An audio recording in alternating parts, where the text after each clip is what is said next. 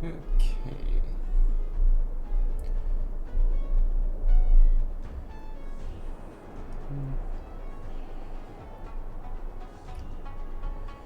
Stream manager, and there we go.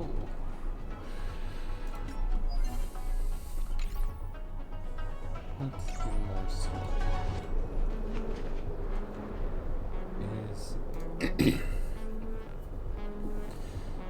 Is the audio good?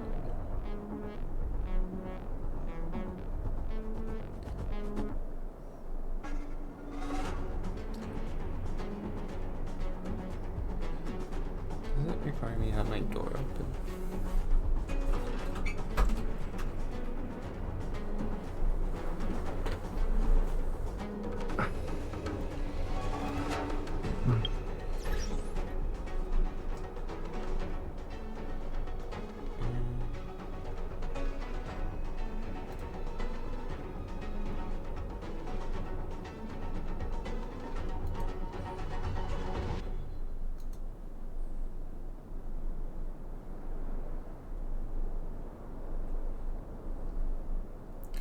Okay, it looks good. 1 2 1 2.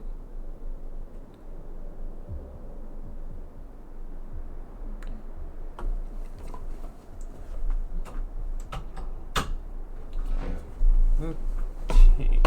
Oh. Hopefully it is working.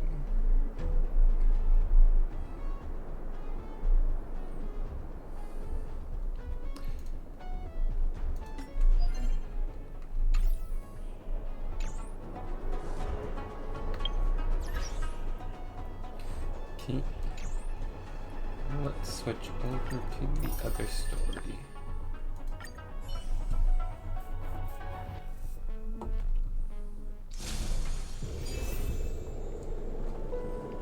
Okay, let's look for that statue.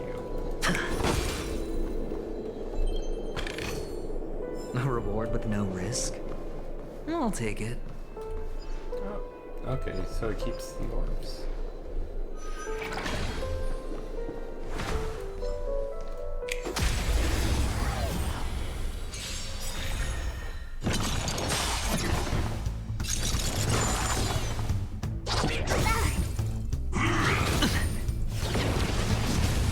High stakes, high rewards. Can I have fun this time? Time for a buzz. Came together. Just still has the same weakness breaks. Together as one. Wait for the dice. Come on, my turn.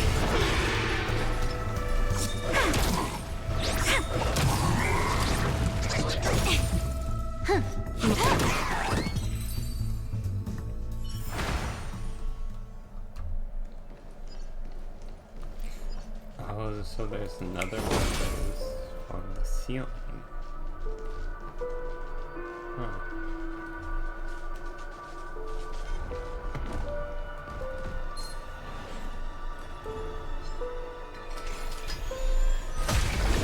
Dang it. No dirty tricks, alright. The dice have been cast. Bust.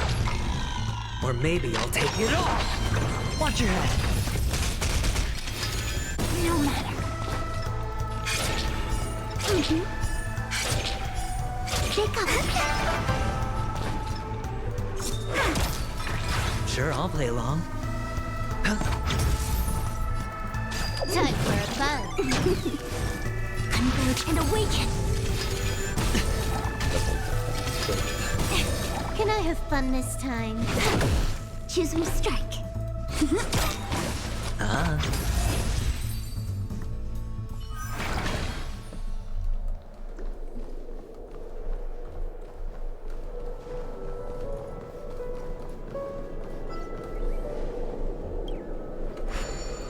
Button.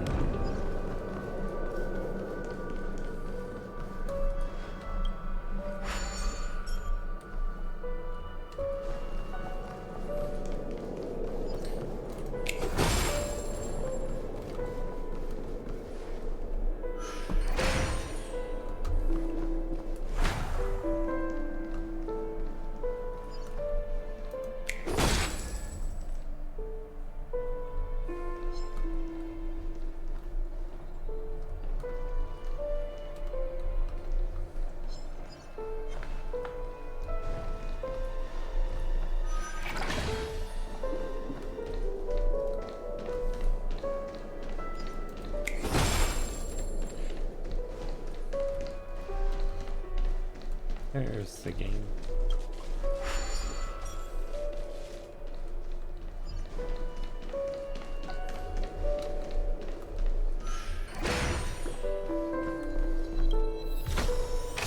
Fortune follows luck, just like it always does.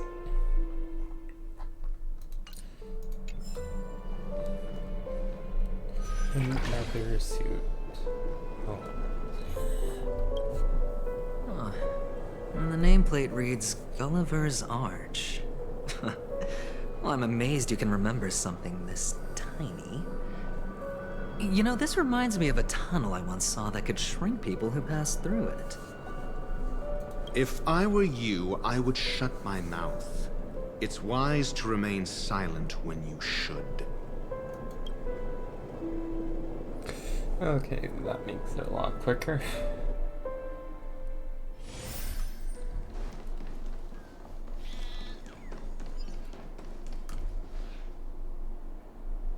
Oh, this reminds me of one of those building toys. You know, with the blocks. I've never played with them before. I wonder if it's more interesting than stacking chips. Oh, look. The gap is closed. And it fits perfectly. So, what's next? Walk through.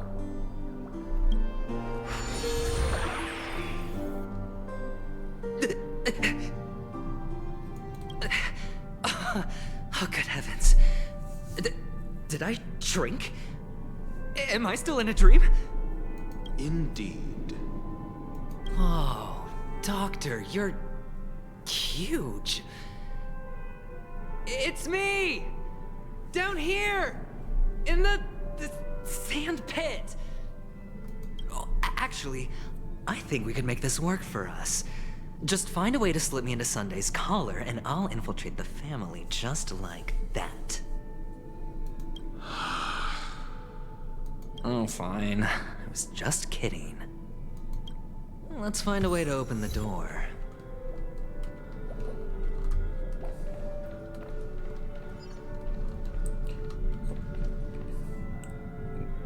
He's definitely broken.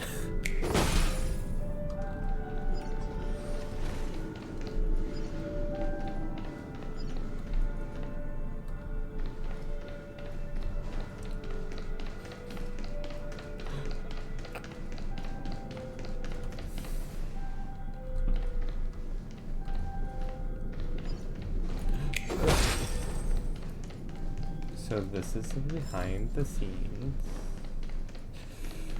where everyone's dead.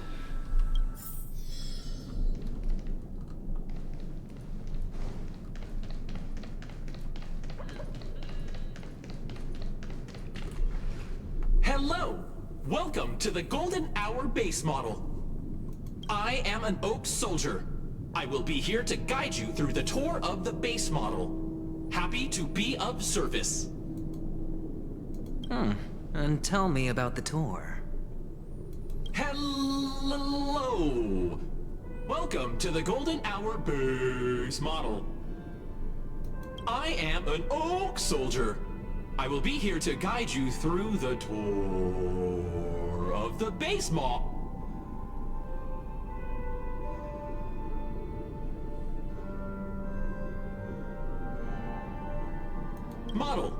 Happy to be of service. Generating guide. Please wait patient.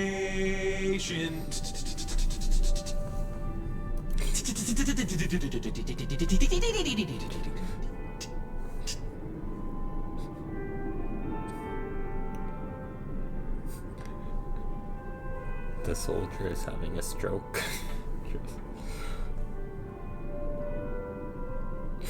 Treat it like an AI. The nearest check-in spot. Please look behind me. A capsule machine model.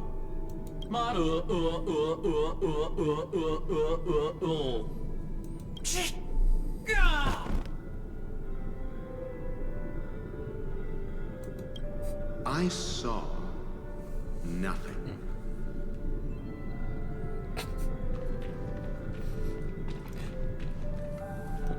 The model has Capsule stroke. machine. There's no mechanism on the floor. Could there be one at the top? Doctor, do me a favor.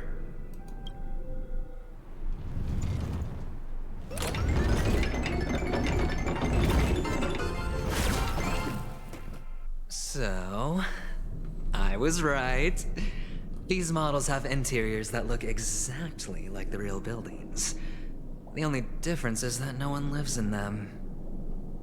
Funny that Sunday puts a miniature that makes him seem like a giant by comparison, right where he can see it first thing in the morning. Insecure much?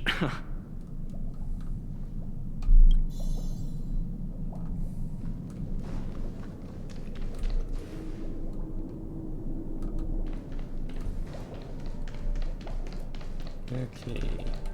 Wait, so if I go to the map. Oh, it's just a smaller area.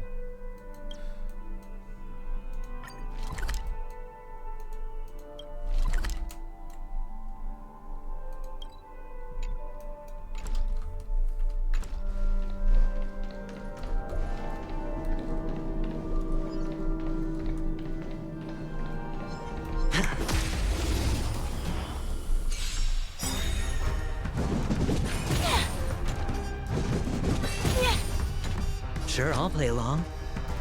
Spend freely. More enemies.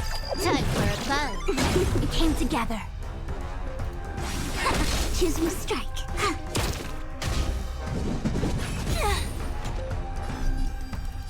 Time for a buzz. I hit the mark. I see through you.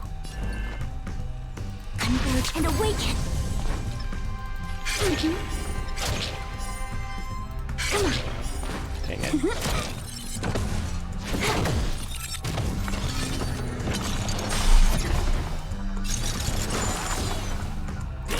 Okay. Can I have fun this time?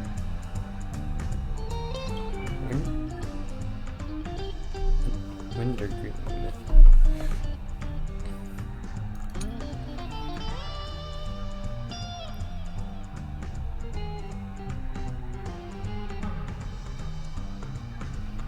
Okay, so so it's more annoying than okay, so it's more annoying than the dogs. Time for a buzz. Hedge your bets. A quick divination. Together as one. Wait for the ties.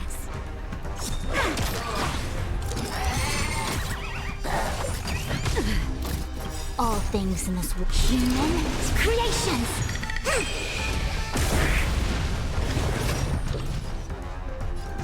Time for a buzz. I hit the mark. I see through you.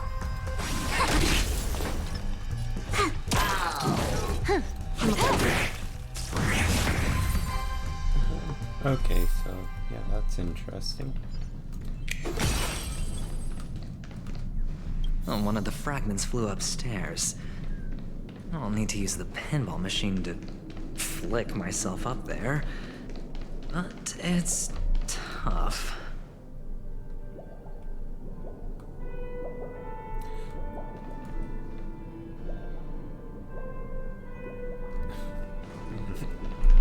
Stuck in the floor.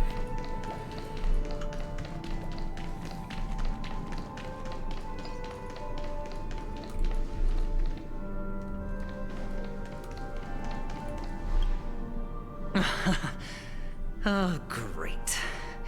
There's another pinball machine base here. And it's empty too. Doc! I'll need your brain power again. There's no need to yell, I can hear you. The pinball machine must be hidden somewhere in the hall. Like the arch. Wait here, and I'll be back in a minute. Do we play as? Finally, a moment of peace.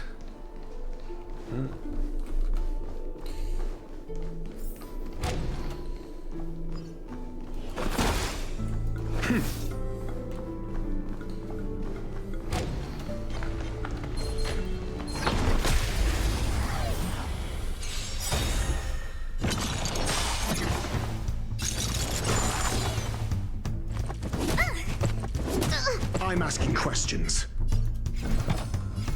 Answer me. 0 points. I think you took bait.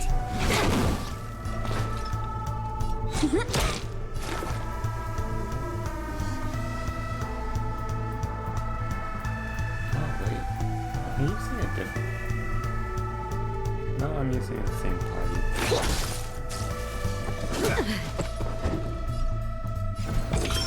Test. Free.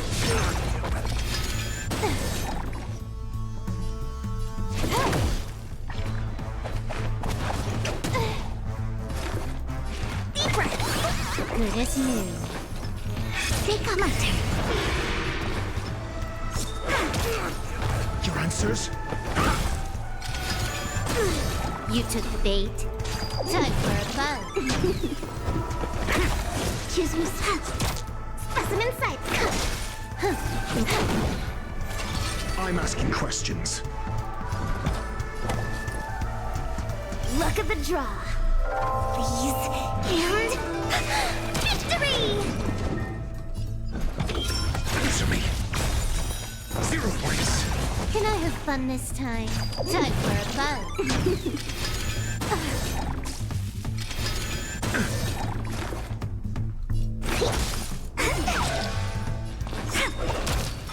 Your answer.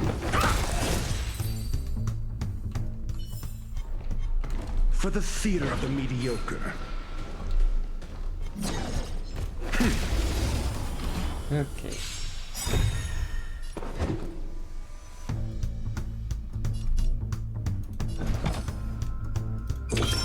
Test. Free. More enemy. Time for a buzz.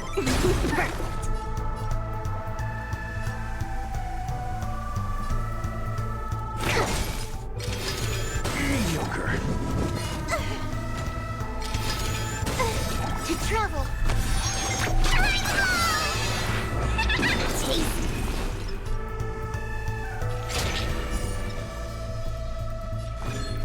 Let's just make sure that I'm asking questions. gone. Answer me.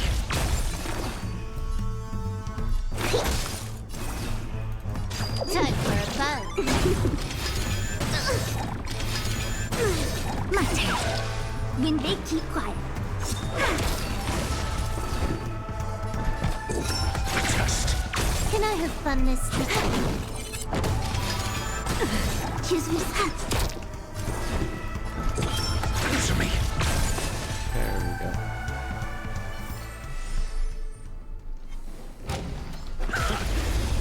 One last enemy. Got the defense. Test. 0 points.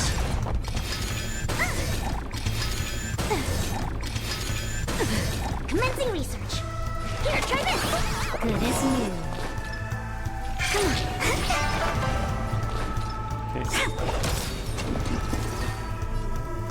Time for a buzz. Got the defense. Answer me. Free. My turn. Wait for the dice. Okay, there we go.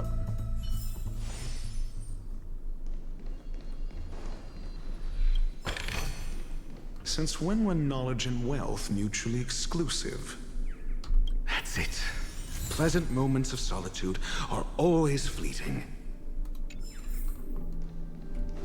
Alright. Bring back the pinball machine.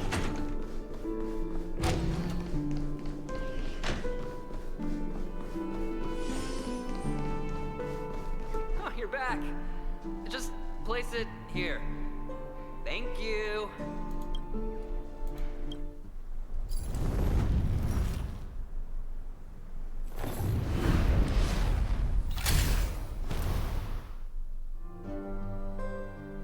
Back to the small form. Thanks, Doc.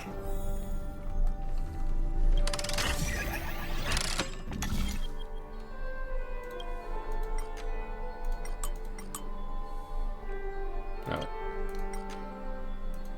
Right. Activate, rotate, activate, activate,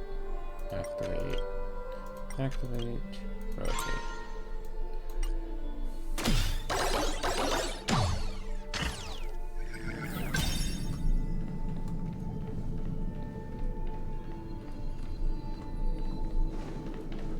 Long way around.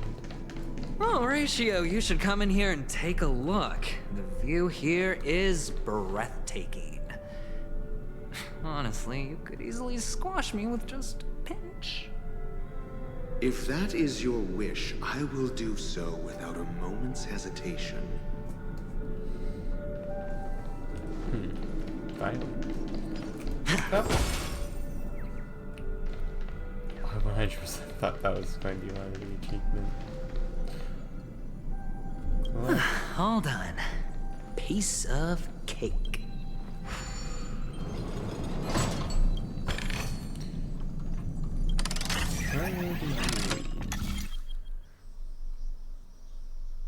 Oh wait, there's 2 locations.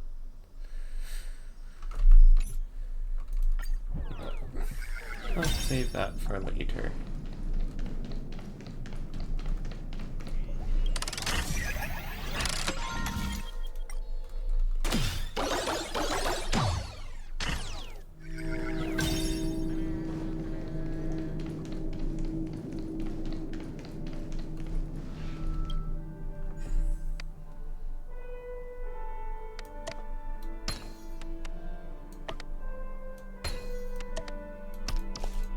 And the joyous tour of Toy City has come to an end. Makes me feel sad. Penacony isn't all bad, right? I'll use this interesting experience as a talking point at the poker table.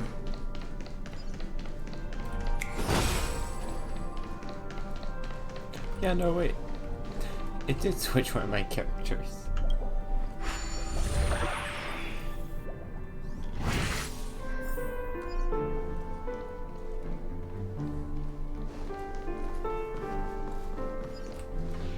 It's a pity you made it out of the sandpit alive. Sunday is just beyond this door. From my limited understanding, he's not someone easily handled. Are you prepared? Yeah. Only I believe he's the one who should be prepared to face me. So violent. Tell me about your plan. I don't have a plan. I'll just play it by ear. There are only 2 kinds of bargaining chips when dealing with people. Benefit or fear. Looks like sincerity isn't in your dictionary.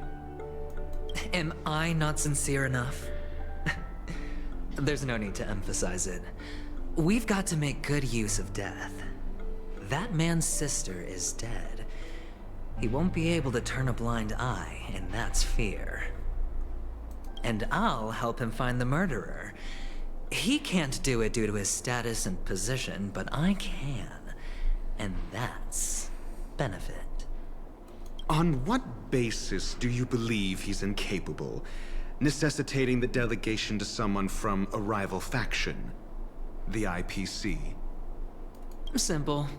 Because that murderer could very well be a traitor hiding inside the family. Do you mean the Galaxy Ranger whom you accused previously? That was just an excuse, good doctor. There's something wrong with that woman, and we need someone who can keep her in check. It's better to minimize the variables outside our control while we execute our plans. Moreover, I need to know her identity. If I'm lucky. She could be an important pawn.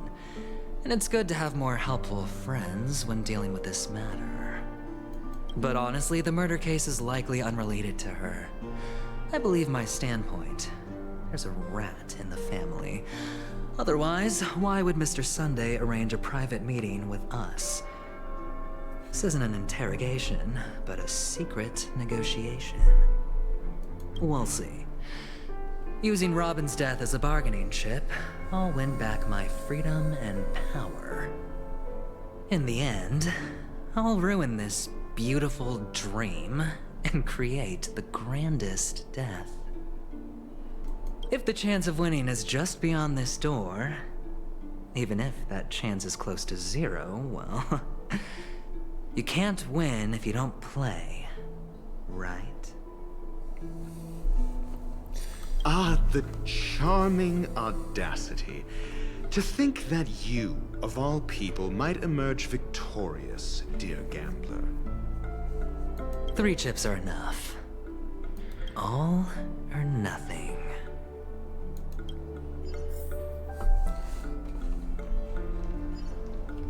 So the plan's finally reaching its climax for this arc. It seems my puzzles are too effortless for you, IPC Ambassador.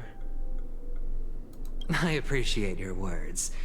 And I see you put a lot of effort into welcoming me, Mr. Sunday. However, this is no way to greet a guest. Well, this isn't an invitation, but a summoning. Before we speak, I need to test your character.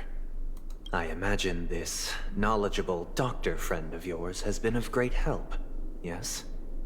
Certainly. You ought to know this better than I do. He's already faithfully fulfilled his duties, hasn't he? Yes. The doctor has assured me of your noble character. He considers you, like himself, a virtuous person who can be trusted by the family. I have come to know you very well as a person, Mr. Aventurine. You're diligent, generous, and willing to cooperate. The fact that you succeeded in overcoming many obstacles just to meet me gave me the reason to believe in your wisdom and courage. But there's one thing I must ask you. That is, you've used your wisdom at the wrong place to meet the wrong person and put yourself in a situation where you shouldn't be, witnessing a tragedy that shouldn't have happened.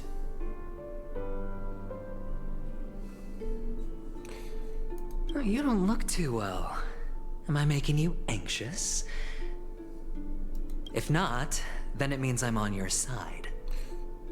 Their pieces are beginning to play again. If I wasn't mistaken, you'd just made a serious accusation against the family. No, you weren't mistaken. For depravity is creeping in around you. Well, there's no need for us to be evasive. Let's talk about your sister. Your sister's talent is unrivaled in the world of show business. As you know, her voice has been out of tune since she returned to Penacony. What's more disheartening, she can't sing anymore. Who could be responsible for this? Many suspect the culprit is among the outsiders, but I know you hold a different opinion. Now your noble status has become a shackle, preventing you from apprehending the murderer and avenging your sister's death. You're feeling anxious because you're out on a limb. But don't worry, I'm on your side. I'm immensely honored by your concern for me, Mr. Aventurine. Since you're so selfless and generous, I believe you wouldn't ask for anything in return, would you? Well, naturally, you wouldn't incur any loss from this. I just want to reclaim what is mine. My liberty and the personal items under the family's custody, the bag of gift money, and... The box in which the cornerstone is stored. That's right. Cornerstone. I've heard it's a treasured asset of the Strategic Investment Department. A sacred stone that seals the Preservation Emanator, granting significant power. And every liquidation specialist holds one.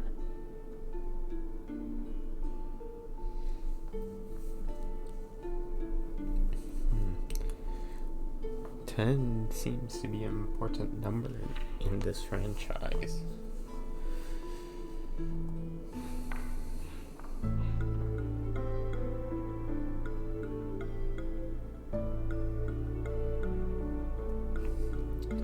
So at the Stones Emanator?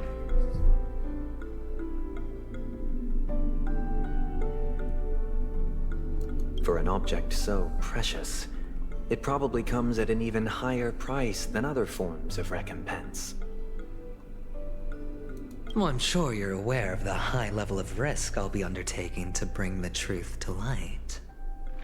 Mr. Aventurine, when you're out and about, do you always make adjustments to your appearance? Your tie should be on the center line. Your shirt must not protrude from your vest. Your trouser creases should be perfectly straight, and always aligned with the tips of your shoes. Of course. But I don't, because it's not appropriate to do so in public. You should make sure everything is presentable and in order before leaving the house. I'm not the kind that takes risks. The cornerstone must be in the custody of the family. No room for negotiation. Please, don't let me turn you down twice. Sure. The gift money is good enough. I suppose you wouldn't mind that. After all, a merchant can't function without a bargaining chip. You compromised quicker than I thought. Unfortunately, it's a gambler that needs a bargaining chip, not a merchant. I can give you your gift money, but before that, I want you to tell me. The fact that you can decisively forsake the box you asked for, what exactly is stored in it?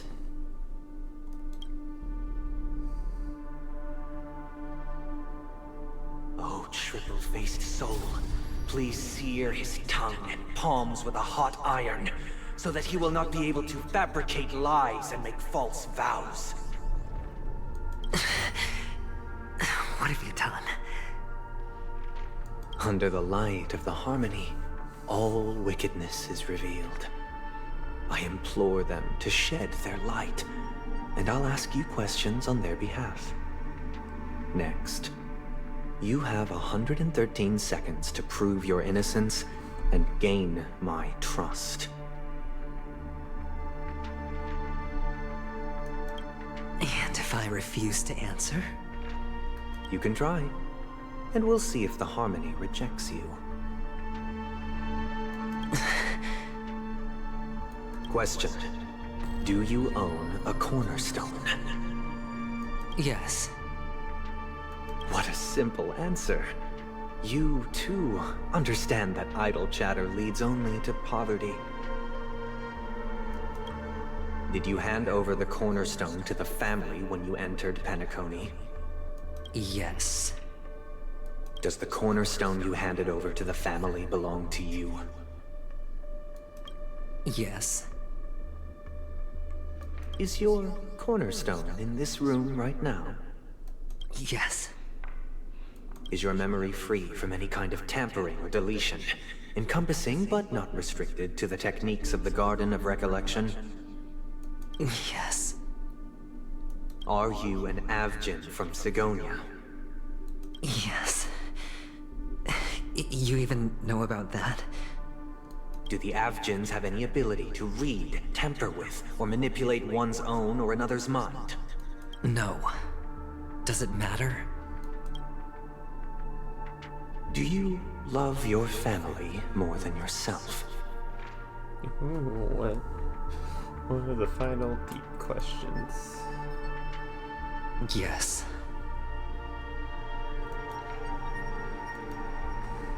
All the Avgins were killed in a massacre. Am I right?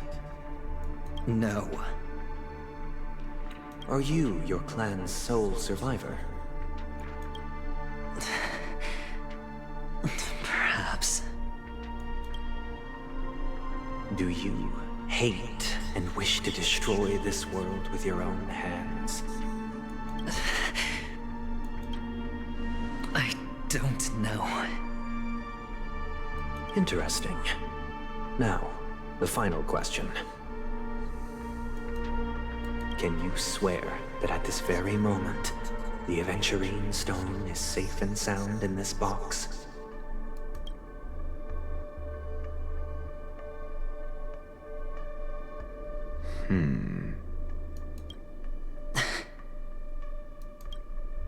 Of course. Looks like we can get an answer. Open it, Mr. Aventurine. It's your last chance to defend your honor. I know. One the preservation simulator.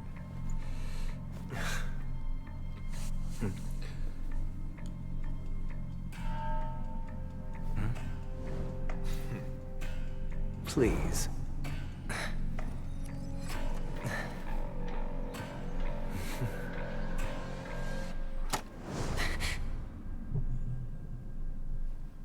Are these what you're looking for?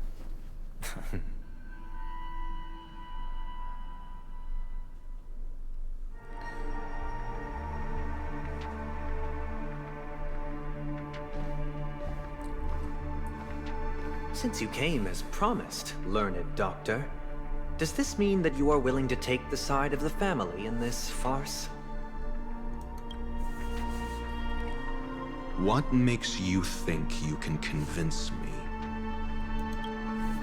I've heard you haven't enjoyed Mr. Aventurine's company. I also understand that you're an avid learner who sees the pursuit of knowledge above all. In that case, you ought to realize that a competent scholar knows their position and wouldn't forsake more vital matters for the sake of petty pride.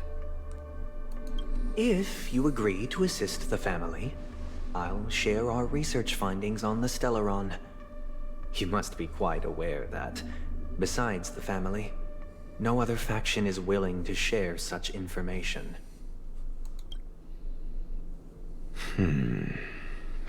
Cut to the chase. What do you need from me? I need Mr. Aventurine's comprehensive plan. Haven't you confiscated his cornerstone? You can't expect a featherless bird to take flight. But I've also heard the 10 elites in the Strategic Investment Department have united, progressing together in the interests of the IPC. You'll have to speak more clearly than that. The cornerstone, which Mr. Aventurine surrendered. Was it really his? You question whether he would entrust you with someone else's cornerstone. The 10 Stonehearts aren't as united as you think. Cornerstones are significantly more precious to them than their very own lives. But you know that he's a crazed gambler. The more vocal he is about it, the more cautious I must be. So he stole topaz, or he's taking topazes after Murillo. I never imagined someone would share his way of thinking. Honestly, you should see a shrink. Bring it. The box containing the cornerstone is unique, and only IPC senior staff and related members can access it. But I happen to be among them.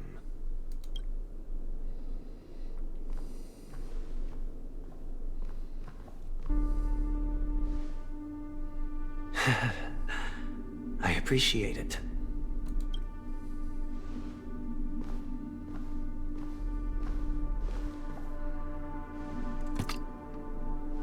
Unfortunately, your guess is correct.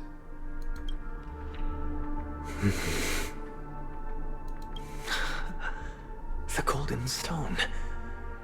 Its color and glow are similar to that of Klepoth's body. This is the very ruse he intends to use to fool you. He won't reveal to you that the 10 Stonehearts chisel their own will into the cornerstones, granting them an unparalleled radiance. And this golden statue is also known as Topaz, not Adventurine, and it belongs to Topaz. So, do you wish to confront him? Not at the moment. I'm more interested to know the location of his cornerstone. The safest place somewhere you'd never think of. Because he never intended to hide it. In fact, that cornerstone has been in your hands from the very beginning.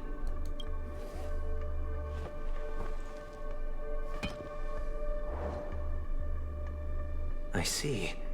This bag. Mixing a cornerstone, more precious than life itself, with a bunch of worthless jewels, disguised as a gift of money waiting to be confiscated, is indeed in line with Mr. Aventurine's style. Then he makes up some trivial excuse, downplaying the matter, and requests the gift money. This is a gamble, one he's all too familiar with, betting on your single misstep, leading to a total loss. Learned Doctor, I am grateful for your help. The family will surely reward a righteous person like you. As for the villain, I hope he retreats in humiliation. It was all thanks to your friend with a keen eye that I could add a blot of utter failure to your storied career. Ratio, you wretch. Finally shown your true colors, huh? Oh, and just to remind you, you currently only have 17 system hours left to live.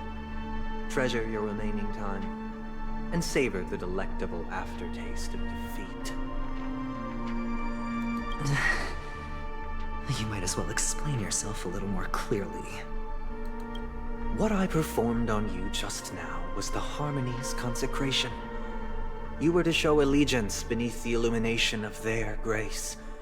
Yet you acted willfully, uttering nothing but falsehoods, transforming the consecration into a trial.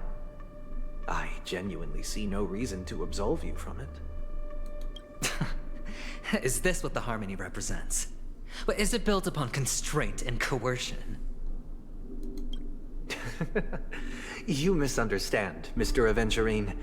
Punishment is meant for the irreverent, but I have seen your resilient spirit, and thus I offer you the possibility of a new beginning. Throughout these 17 system hours, you will be unable to escape the dreamscape, or contact any of your companions. You only have 2 paths before you, and it all depends on whether you can complete my test within the time limit. Should you succeed, you will be able to coalesce into the Harmony and be with your family. If you fail, you will suffer the wrath of the Eternal Centurion and fall into an abyss of doom. Sounds like I'm gonna end up the same either way. I indeed do need a servant to help me uncover the evil hidden in the family from an external perspective. I will purge the evil from the inside and bring the real culprits to justice within 17 system hours. When the time comes, compare your findings with mine.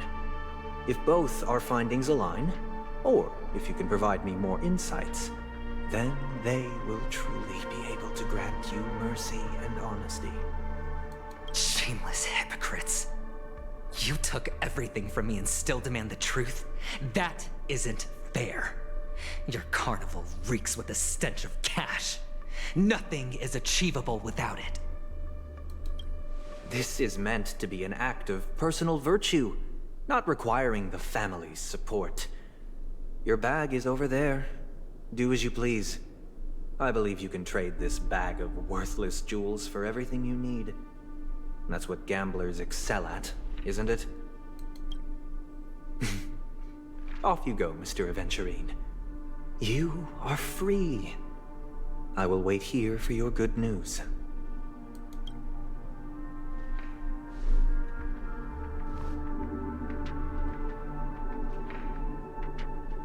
This meeting isn't an interrogation or a negotiation. That word means something. It's an outright execution. Why would I do that, Mr. Aventurine? I'm just wondering what a passerby who stumbled upon a scene of a murder could have found out. That's all. By the way, before you go, I have a personal question. What is it now? Do you truly wish to bring about the destruction of this world? Kakavasha! Where did you go? Oh, are you injured? I got it back, sister. You went to look for them? That's too dangerous. It's just a necklace. It's neither food nor water. We can survive without it. But I can't live without you, little brother. Promise me not to look for those catechins again, okay? Sister, don't be afraid. The catechins are fools, but I'm smart. I played a game with them, and I won. Won? What happened exactly? Tell me. I made a bet with them. The two birds in the desert and me. Who will die first? I won. They suspected me of cheating, but I didn't. I won fair and square. Of course. Of course you'd win. You've always been a lucky child. Gaiathra Triclops must be watching over you. But that's no reason to push your luck by going up against those bloodthirsty, cruel catechins. Have you forgotten how Mom and Dad... Look, this is just a necklace. But Kakavasha, you are my only family.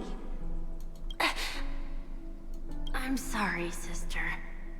I thought you'd be happy. Because Mom left you this necklace. There'll be no next time. It is important, but not as important as you, my dearest brother. I don't blame you, but you must remember what Mom said. Pain and poverty are the trials of Gaiathra Triclops. She has also granted us a chance. And that's your good luck, Kakavasha. Your good luck is the most precious wealth we, all Avgin, have. You're a child blessed by Gaiathra Triclops and can lead the clan to happiness. So always remember to protect yourself and never resent the pain and poverty you're going through, all right? Listen to me and swear to Gaiathra Triclops. Okay. We'll swear to Gaiathra Triclops to protect this wealth. But sister, if Gaiathra Triclops was really watching over us, then why did she not protect Dad when he was swept away by the quicksand? After all, Dad went to the Catechins' land only to prepare for Gaiathra Triclops' offerings. And where was Gaiathra Triclops when Mom was shivering in our arms? Mom was still pleading for Gaiathra Triclops' forgiveness under her breath, till the moment she closed her eyes. Sister, everyone praises me for being smart, but I don't get it. If every rain pour was Gaiathra Triclops' forgiveness and grace, then how bad were our sins? So much so that we were born in this world of death?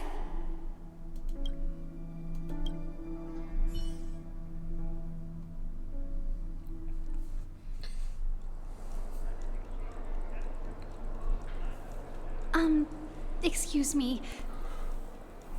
Oh, wow. I really want to read up on that book, the part. There is lore. Those planar ornaments will definitely shed new light on that world. But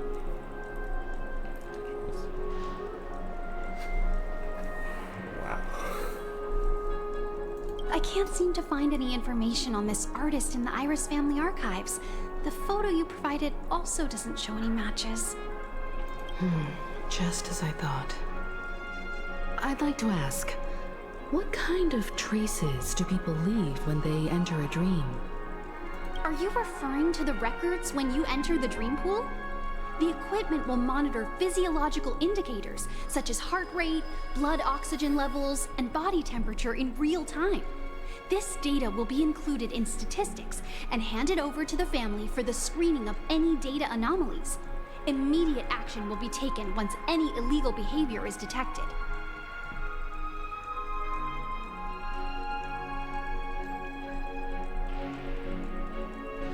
I apologize. The hotel does not have access. This information is managed by the Bloodhound family. We can only gain access if there's a problem. Looks like nothing can be found here. At least we know who to look for next. We can ask the Bloodhound family for information. Thank you for your assistance, Miss Allie. By the way, is Miss Robin doing fine? We are looking forward to her performance. Fine? What does that mean? Is there something wrong with Miss Robin? The preparations for the Charmony Festival have been proceeding smoothly, so I guess things are pretty good. I believe she will be able to put on a spectacular show for all of you. I'm sure. Secrets will begin Sure to enough, unravel. no one knows about Miss Robin. I'm not surprised. But that Miss Firefly is truly mysterious. There's no information on her in the hotel system. Even if she's a stowaway, she should have a disguised identity after entering the planet. She's also in the running for the legacy. How is she going to sneak into the dreamscape unnoticed? Is there any other way to enter a dream? Besides the hotel room's dream pool?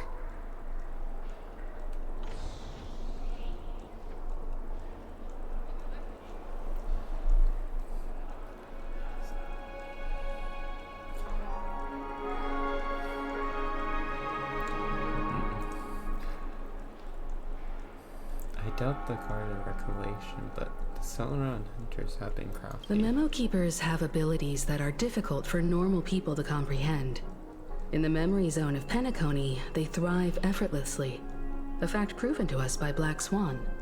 The hacker girl from the Stellaron Hunters used extraordinary means to unlock the Dreamscape Hotel's seal. According to the scene witnessed by him, it is likely that they are behind Miss Firefly's case. The Garden of Recollection and the Stellaron Hunters. Both are possible, but what about the IPC? Since they want Penacony all for themselves, they're bound to have a plan. Who are you guys? The Bravo team has arrived at their designated position, ready to execute armed evacuation operation. Boss, get moving! Armed evacuation? Boss, are you drunk? Oh boy. What do you know? It's more efficient this way. Just don't let the director find out. Act first, report later. Understood? Help! Help me! I spent all my year-end bonus on the snowball! I don't want my name on the department's major disciplinary notice! Hey, check it out! That voice. Could it be the IPC workers from Belobog? To all guests, the IPC will be conducting special operations within the hotel. Please follow the staff in charge of evacuation to the designated safe zones, or compulsory measures will be enforced. I'll request a beating for you lot! You've been told not to drink during work hours. Take him back to the hotel room. Valor organize a meeting later to properly go over how this incident report should be written. The return of Topaz. Miss Topaz? I never thought I'd run into you on Penacony. Oh, long time no see, Astral Express crew. Aventurine has told me a lot about your happenings. Huh?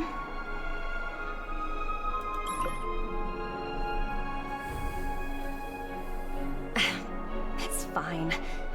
Do as they ask, and try to avoid any conflicts with the family. Report to me before taking any action. Yes, all right. As you see, the IPC isn't very popular here on Penacony. Cordiality from the family is a mere facade. The former frontier prison has turned around and cuffed its shackles on the IPC staff now. Only Aventurine, who carries an invitation, is allowed to attend the banquet. An entourage like us, we can only sit around in the reality hotel, unauthorized to even enter dreams. No wonder Aventurine's scrambling to partner up with someone. The IPC can't back him up in the dreamscape. His situation isn't optimistic, I hear. You're all helping to investigate some dirt on the family, are you not? Let me know if you need anything outside the dreamscape. The IPC always treats its partners well. Thank you, Miss Topaz. We're on our way to the Hounds to verify some intel. Perhaps you've had dealings with them? Yep. They're tailing us right now. Why not go and talk to them? It'll take the spotlight off me. Being constantly stared at is really uncomfortable.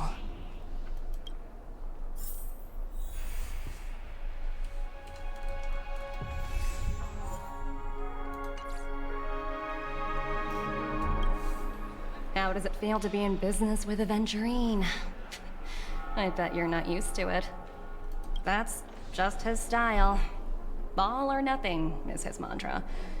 He's always cozying up to his clients while egging them on to undertake some dangerous assignment with him.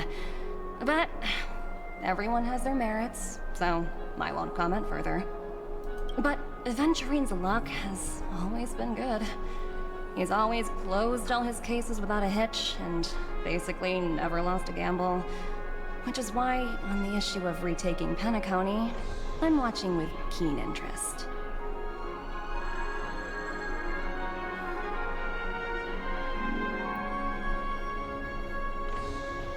As for the two cases, apologies, but I don't have much info on them either. All I can do is ask you to keep digging for more details. Okay. Let's see about the Bloodhound. I keep pressing G. We're carrying out our captain's orders. What do you want? We made a mistake last time, and we're working hard to rectify it now. We don't have time for anything else. Surveilling the IPC executive Topaz, ensuring that she stays put at the Reverie Hotel during her time on Penacony. We've got the right one this time. So that's it. They were the pair who were after Firefly at the time.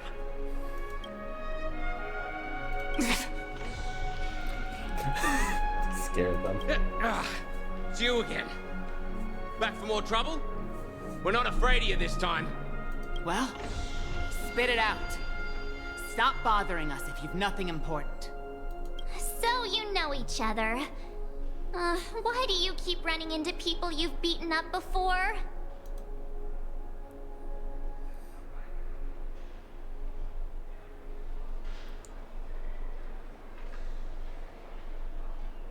That's right. We're investigating a murder for the family. Can we speak to your captain about the case? Honestly. So, we're not just ping-ponging around different eras, we're ping-ponging around, or not different countries, but eras as well. Well... Hey! The security officer instructed everyone to shut their traps before he returned from Dream's Edge. What murder? You'd better stop spouting nonsense. Yeah, that's right. We have nothing to report. Please leave. Looks like they're not going to cooperate. But they did at least tell us that the captain is at Dream's Edge. Why don't we just look for the security officer then? It's probably Gallagher, the one he mentioned, right? Alright. Toward the Dream's Edge.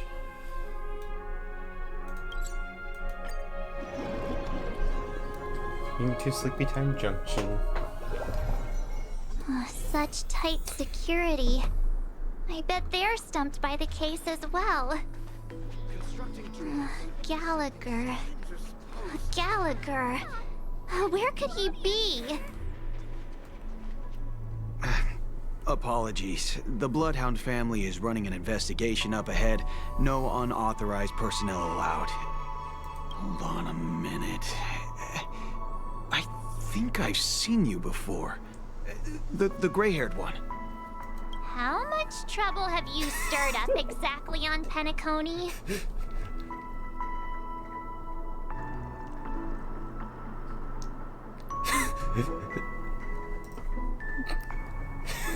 Why? Not possible.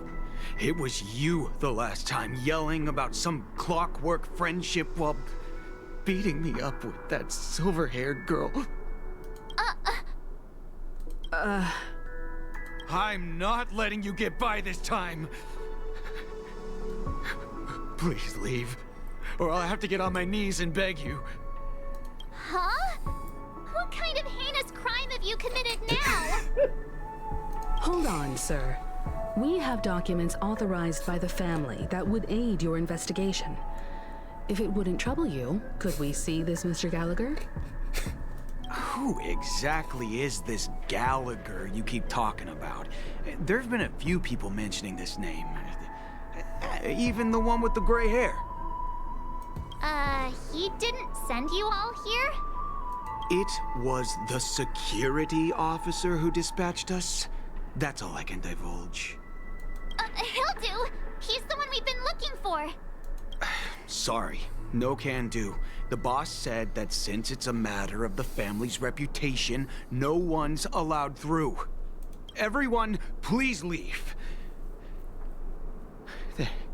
There's really no need for us to make things difficult for each other, right? We're really sorry for troubling you. Let's think of another way. Clockwork time? Another way. That's it! Didn't they say something about that? What was it? Clockwork? That got this guy to change his mind. Can you perform it again? That, clocky magic. Oh, no, you can definitely abuse it for evil doings. Because we can argue it's for chaos. Please?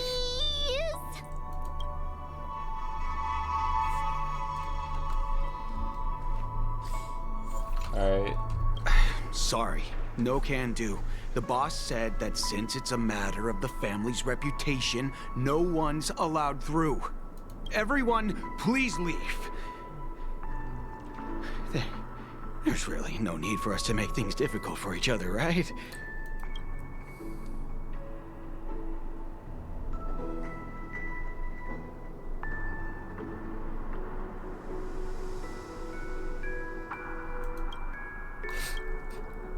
Let's enrage him. You punk!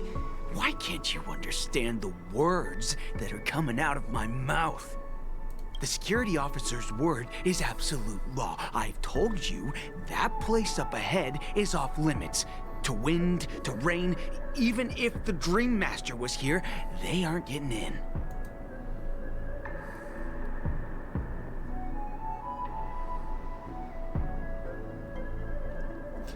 It doesn't rain. That's just a metaphor.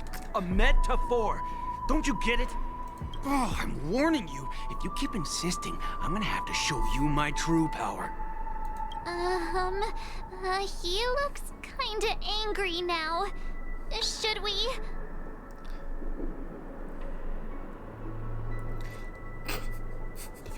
You dare. You dare to fight. Humans never learn. Oh, great. Even if Klipop were here, they wouldn't be able to protect him. There is no meaning to death in defiance. Why do you not understand? Sweet Dreams Troop, charge! Teach them a lesson they won't forget!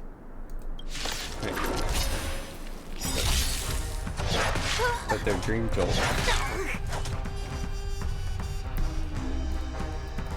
Time for a buzz. I'm on guard. Defense. Enhance. Enhance. Bring health.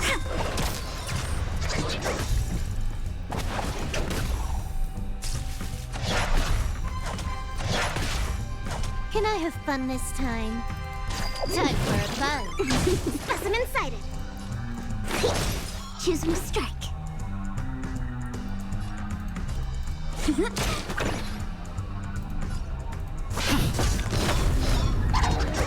I think something bit me.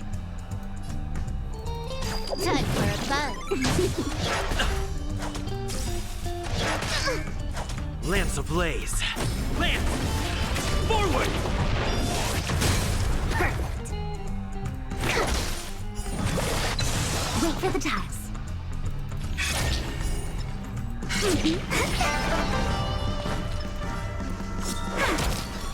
Lance at the ready. There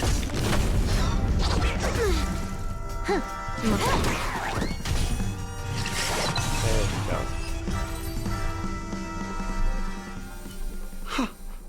Am I destined to relive this outcome? Looks like you and I have been plunged into a cycle of despair. Oh, what's he talking about? However, this time, I will sever the chains of tragedy.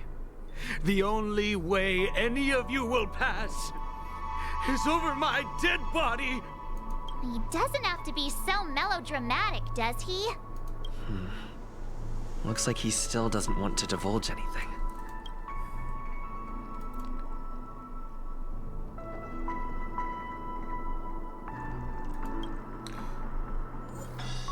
Okay. Make him happy? Let me see what time it is now. Whoa! It's this time already? What? Time to clock out! And no one's gonna stop me. What?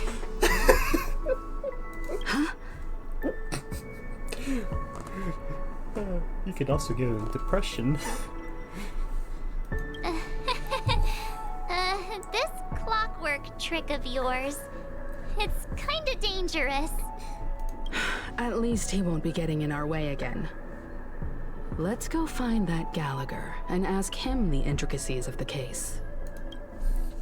I was wondering what all the commotion was. Huh. Oh, it's you guys. Welcome. Since you made it here, what can I do for you? Hello, Mr. Gallagher, sir. Judging from your tone, it sounds like you were expecting us. Miss Himiko, you're too polite. There's no need to call me sir. Mr. Gallagher, you even know my name. Of course I do. You folks are from the legendary Astral Express, and honorable guests of the Watchmaker. I had an encounter with this gentleman in the Golden Hour. I remember that little silver-haired girl was there too. I'm sorry for what happened to that kid.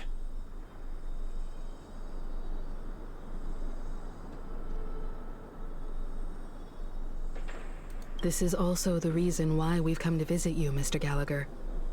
The Express can't just overlook the death of that child. So we've decided to help the family get to the bottom of it, in the hopes of getting justice for her. The Nameless involved with the family. What an unpredictable twist of fate. Why? What's wrong with the family? It's nothing. On Penacony, everyone loves the family. No matter how much one resists the beautiful dream, when the time comes, they too will find it hard to let go. Who wants to leave a warm nest? Just idiots, little kids, and inebriated fools. Mr. Gallagher seems to be getting at something. Well, you got it wrong. I'm not. You want to discuss the case? Sure, come with me.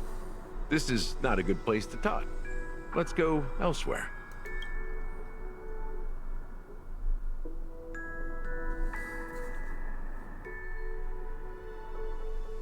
Even after that chilling tragedy, this dream is still running effortlessly.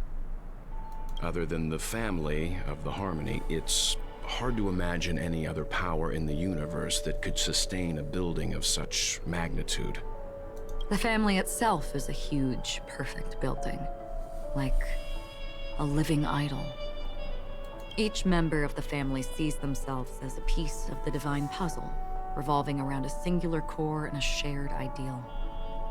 Under their command, they loyally fulfill their roles, offering themselves while also receiving sustenance in return. Interesting analogy. Perhaps that's why Penacony's beautiful dream has persisted for so long. But the human body has its limits, and so does the Divine's. That doesn't sound like the kind of comment a Galaxy Ranger would make. Just pointing out the facts. Mr. Yang will definitely have a better sense of what's going on than I do. Why do you say that, Miss Acheron? The beautiful dream is crumbling. But not because of a particular eon, a particular faction, or a particular visitor. Its collapse stems from a certain inevitability of human nature. The family refuses to acknowledge this, and it has ultimately backfired and become a catalyst. As people immerse their souls in the dreamscape, where consequences and pain cease to exist, and only ease and pleasure prevail, they draw closer and closer to necrosis. Regardless of the perceived bliss, death looms as the inevitable conclusion. Also, this necrosis will diffuse and spread. One piece of the puzzle's mutation will eventually cause the entire building to shake, break, and crumble. In the end, the dreams that people built in the name of freedom became the cage that imprisoned them. I'm sure you've gained a lot from this trip, Miss Acheron. Are you willing to share your findings with me? Of course. That's if I remember. Okay. Something is going to happen at the end. Don't mind me. It's just a habit. Owing to events in the past, I've become easily forgetful. It's only when this sword is unsheathed that those hazy memories start to become clearer. Take your time. That should do it. I vividly remember everything that occurred on Penacony. Ask away. The moment of daybreak. I've heard that's where the Dawn Factory, which processes the foundation of the dreamscape, is located.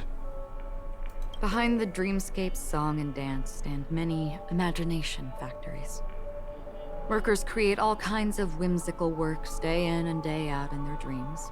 Then they return to reality and sleep on a narrow bed in a room. A far cry from luxury. They say it will suffice. Experiencing the bizarre and motley dreamscape is the best reward. There I encountered a young woman who had just come of age. The perfect time to indulge in beautiful dreams. Her greatest wish was to one day move to the golden hour and see the magnificent garments she had woven with her own hands. For certain reasons, her wish was difficult to fulfill. But I managed to bring her a garment.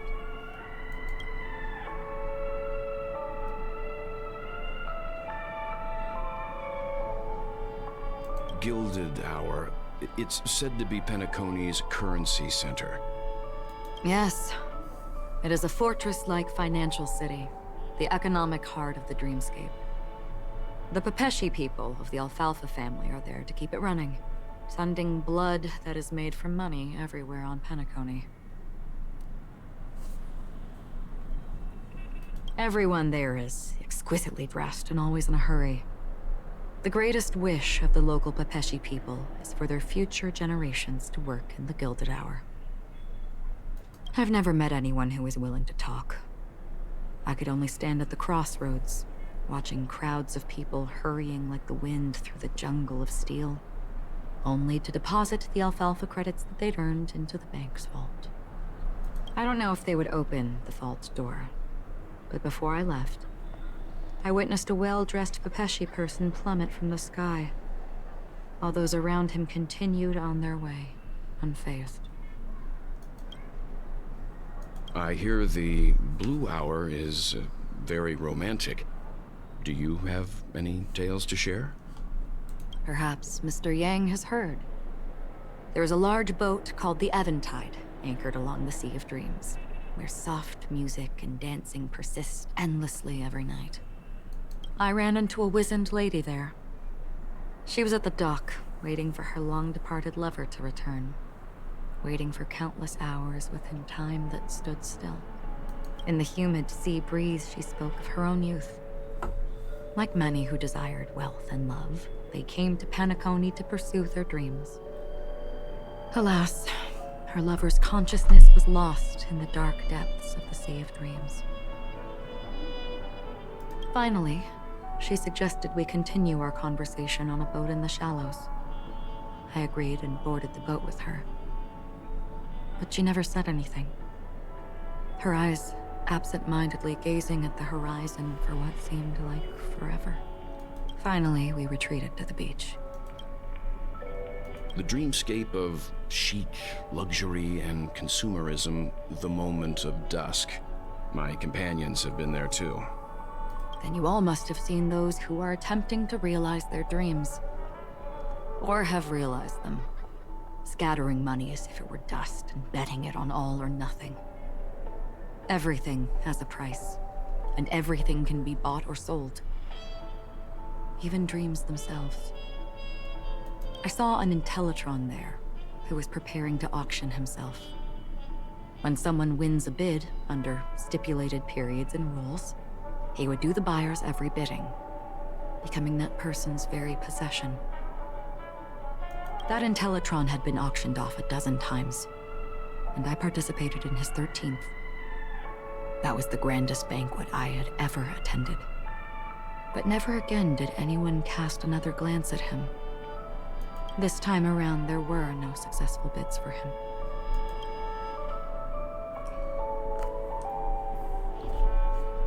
It just seems so... definitely mimicking the early 20th century. This is what I've seen and heard along the way. Someone once said to me, Penacony wasn't like this a long time ago. Nor should it be. I've traveled through the reality and dreamscape of the planet of festivities. Watched the tides of night rise and fall when time stopped for people. Where the spirits of the rich and impoverished remain forever fixed on their own scales. This is why I think the collapse of the beautiful dream is inevitable. There might be a way to change everything. Perhaps. But if this is indeed the world that people desire, if this is precisely why life chooses to slumber, should we still seek to change it?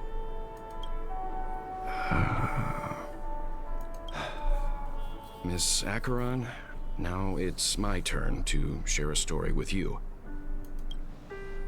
There was a man from my homeland who, at a time when the world was grappling with deep, unhealable pain, made a choice. He wove together the dreams of everyone in the world, linking people's dreamscapes, and shouldered this burden himself. From this, he created a giant, a spiritual atom. And since that moment, the giant stood between heaven and earth, becoming the pillar of the world's existence.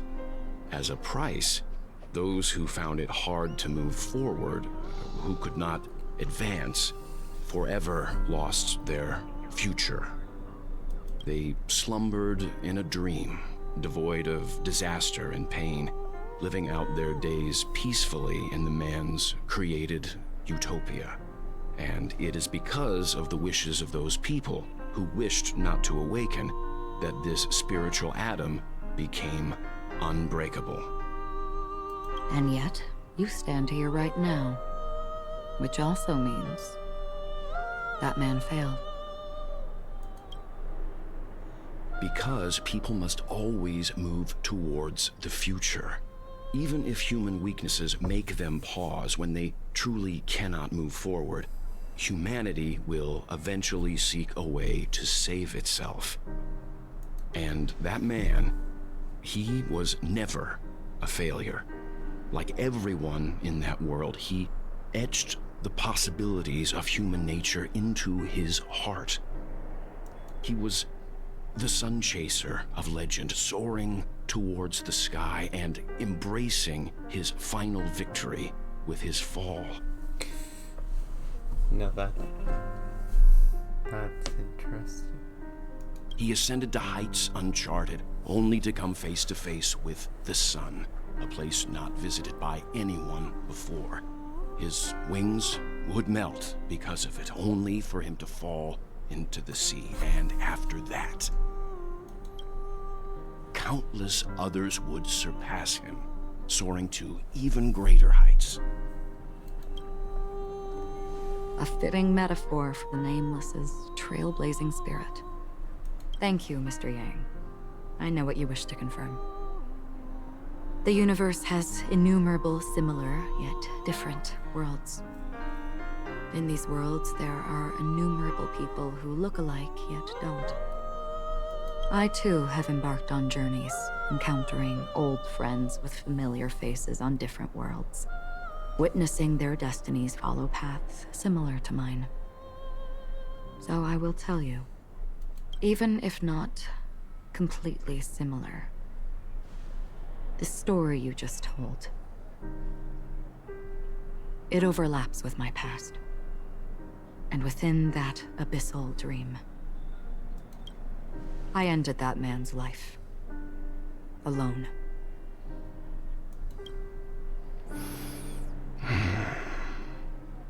I am not who you think I am. Nor will my home be as fortunate as your world.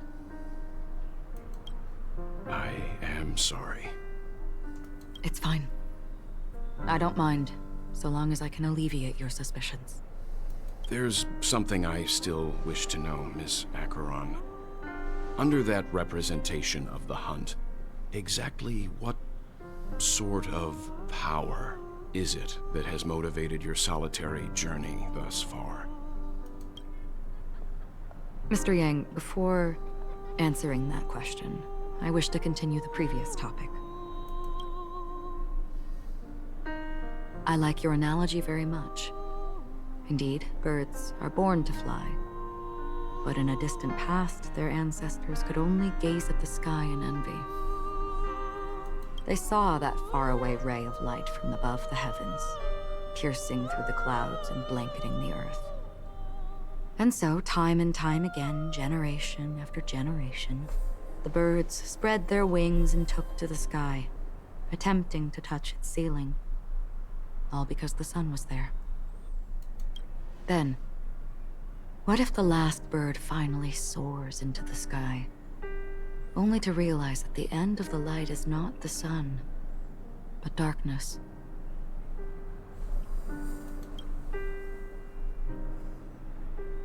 Then why, exactly, do we even walk towards the light?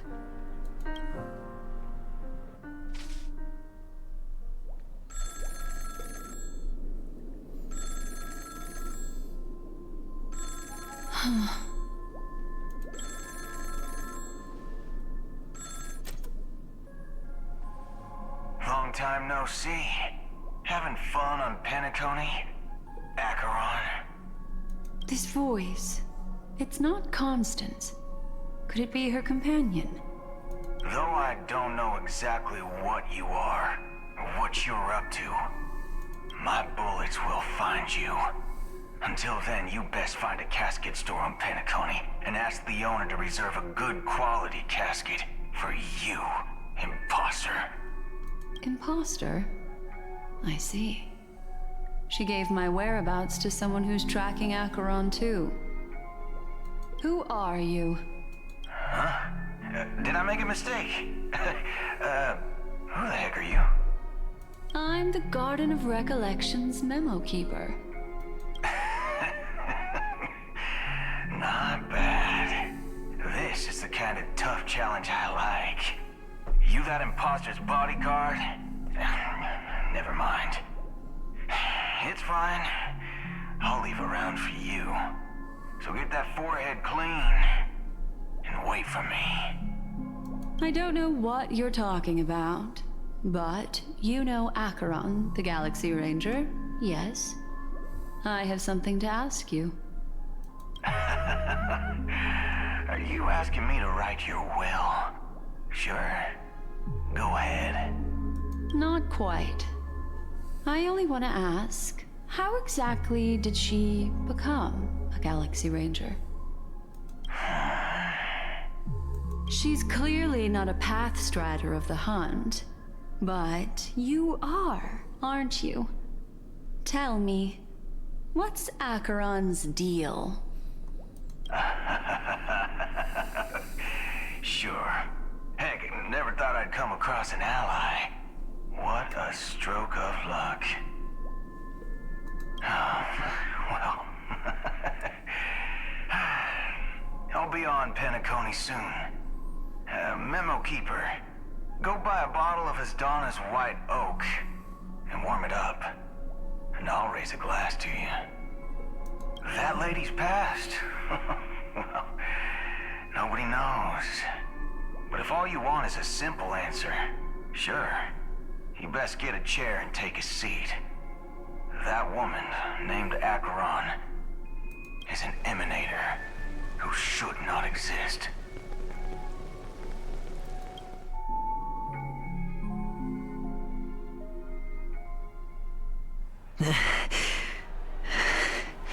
You look pale. Or is that also part of your act? I didn't think you'd have the nerve to show yourself. I thought this was exactly what you wanted. After all, I faithfully fulfilled my duties as you instructed. Just tell me if you can't hold on any longer. So, the genius of the Council of Mundanites wants to be my Undertaker now. My, what an honor. Yes, and I'm pretty sure the people at the Strategic Investment Department would love to be notified of your death in due time. But let's not forget, you won't be seeing them, because I'm the manager of this task. Great. Then tell your people that Aventurine is ready to go in 17 system hours. Oh, you've got a lot of nerve. How exactly do you plan on completing your task while your hands are tied by the Harmony? My conversation with Sunday convinced me that there's a traitor in the family, and that they hold the secrets of Penacony. So, I took the opportunity to set everything in motion.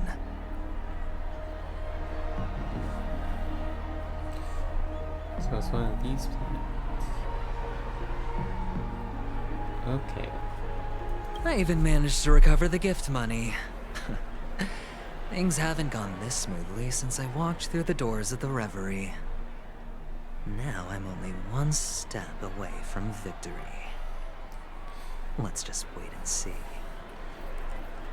So, I forget the name of that clan. But,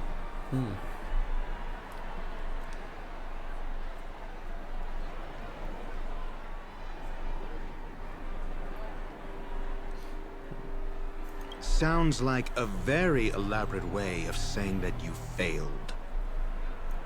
That's all I can say. Have you forgotten, Doctor? You betrayed me. Go. Do what you must. I look forward to the sight of the IPC fleet surrounding Penacony. You've achieved what you desired, haven't you?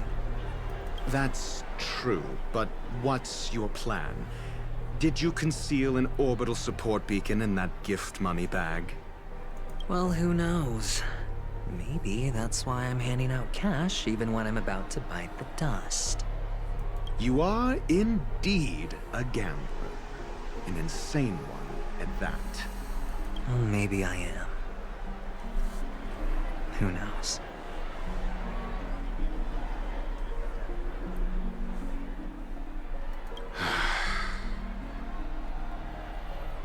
Fine.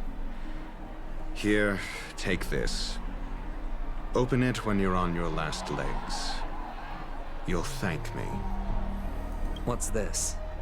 Medical advice?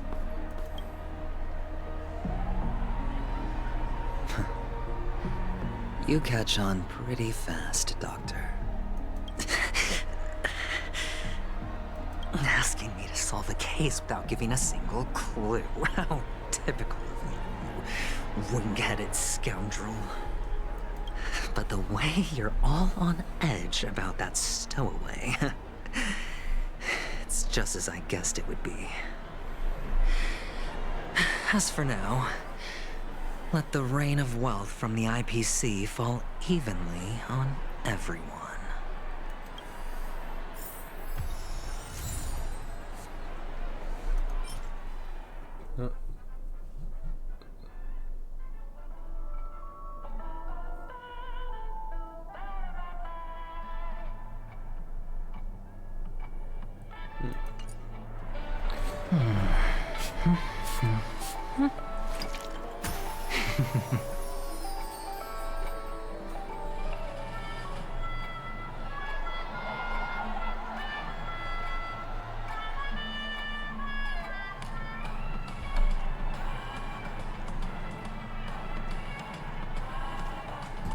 Okay.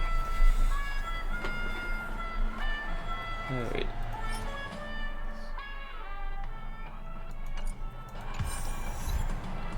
Two requests.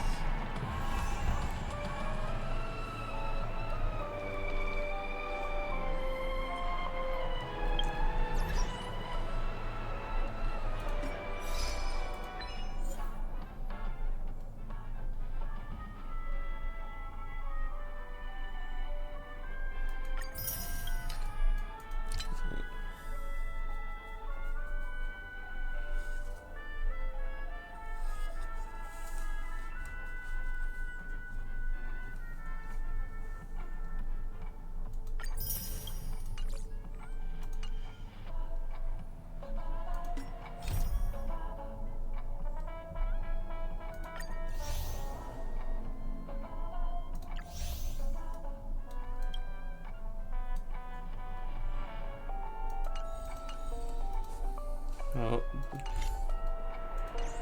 the big parts are going to shop eventually. Would you be willing to support my performance?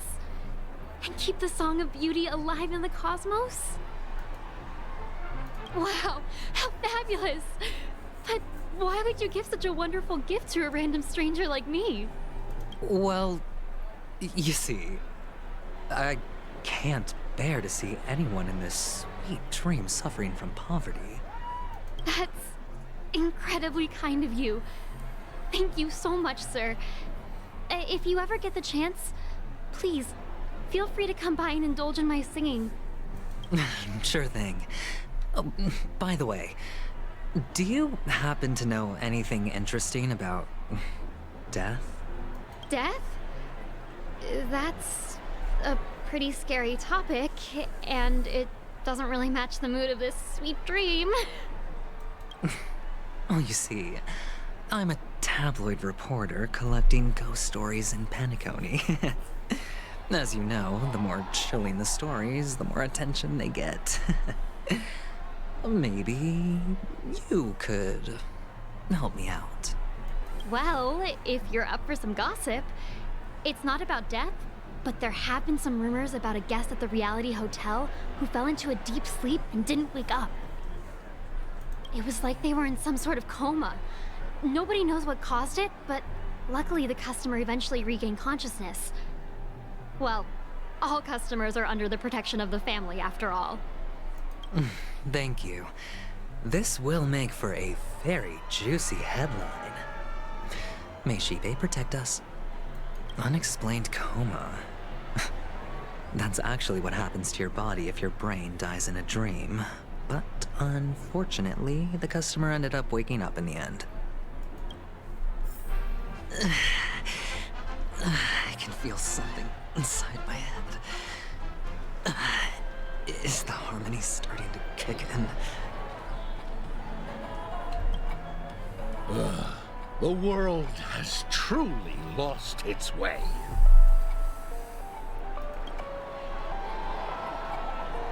You... wait. I get it now. This is some sort of prank show, right? You must have some cameras set up around here to film yourself doing good deeds, right? Ah, they're calling out.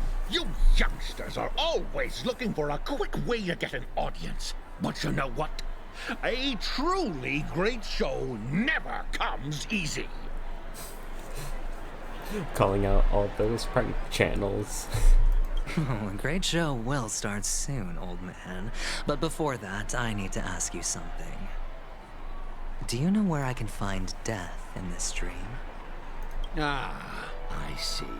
Another fearless youngster looking for death, huh?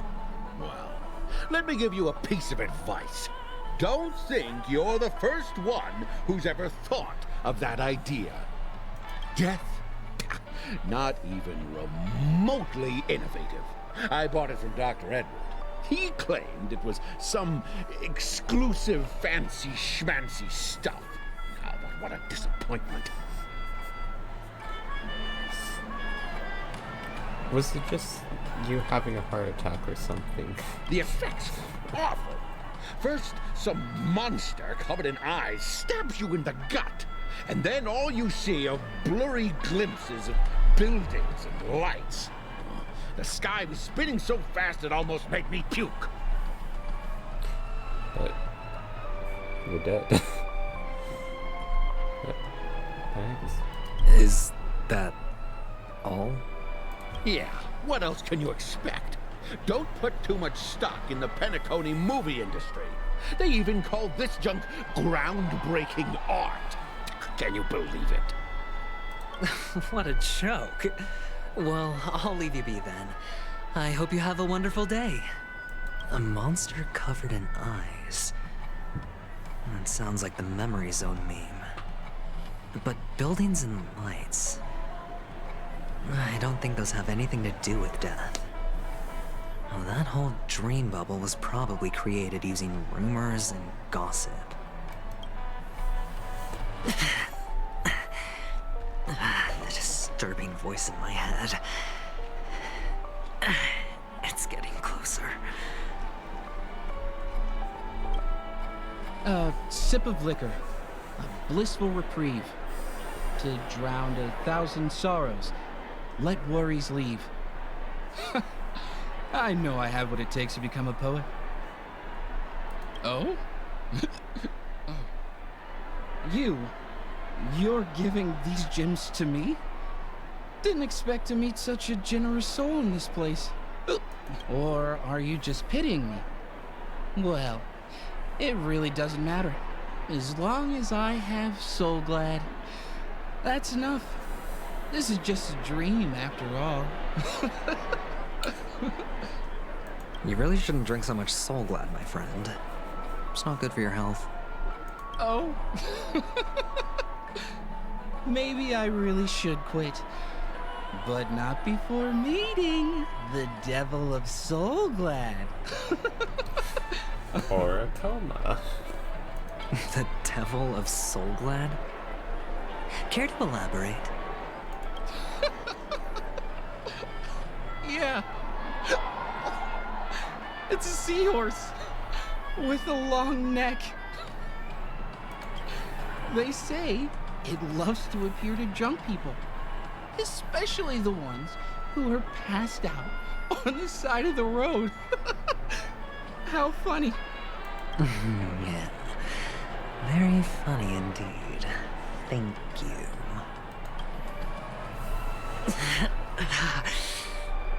Does everyone have to go through so much torment before joining the family? Darn it. Now I just want to dig out my brain and use it as evidence. Take care, my friend. If you ever find yourself in danger, remember that the hounds are always ready to help.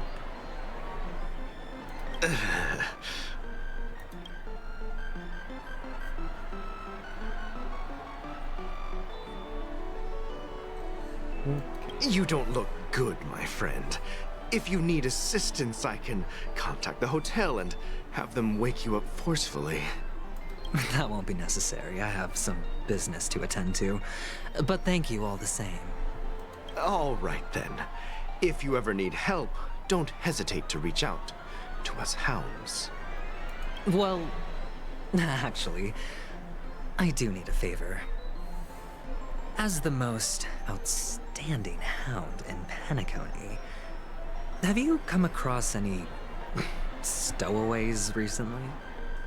Stowaways? How could there be stowaways in Penacony? We've never had anything like that before. All right. Good luck with your work, then. What was I even thinking? Family would never share intel with the IPC.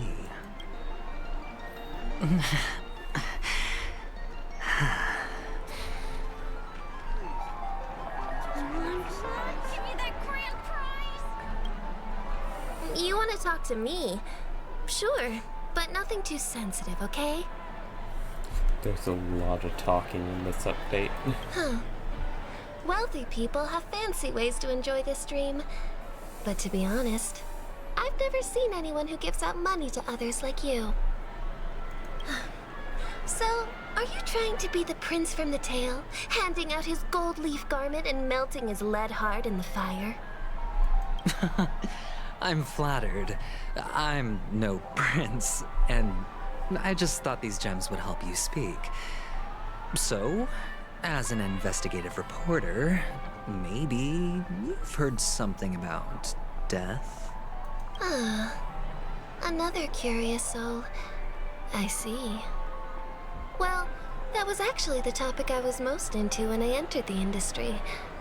But my boss shut it down. How did your boss talk you out of it? Well, she simply said, covering baseless urban legends like that would make us look like some third-rate tabloid. I thought about it, and she had a point. Reporting on stuff like blowing out birthday candles and getting spooked by nightmare ghosts isn't exactly professional material. Guess she's got a point. Thank you for sharing. This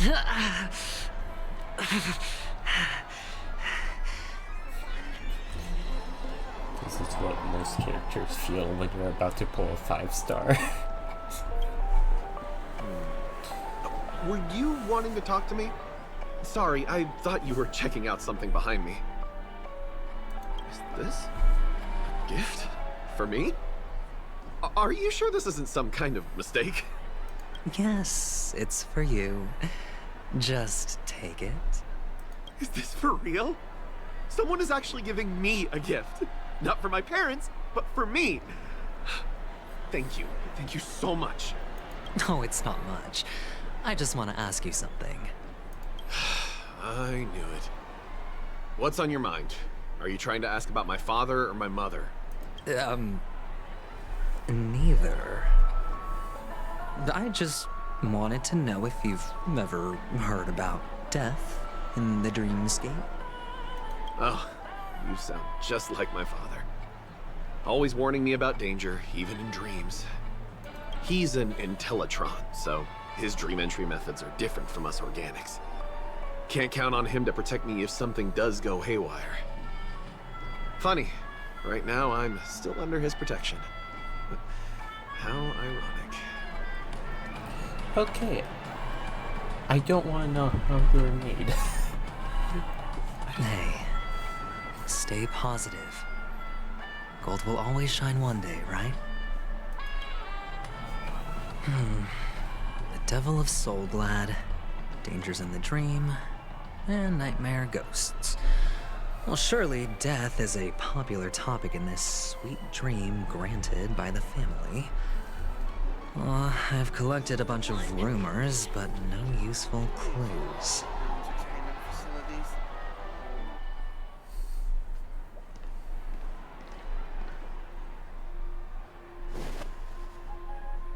Remember what I said. You Sigonians are better off hiding in the sewers. Sparkle. Look at you, snooping around and sticking your nose everywhere. Is the smell of death so enticing, my fine fellow? Oh, it's you, masked fool. I should have guessed it. You're the imposter who appeared on TV after Robin's death, right? I heard you got caught by the family. I gave you a clear clue. Befriend a mute. Simple and straightforward, you know? And what did you do? You messed it up and ended up as their prisoner. I told you to make friends with a mute, not become one yourself. You really let me down. What do you mean? You know better than I do. Who watched the little songbird that couldn't sing perish right before their eyes? You did, Blondie. No, I mean... What did you mean by becoming one myself? Well, it means you'll soon end up like her, unable to speak ever again.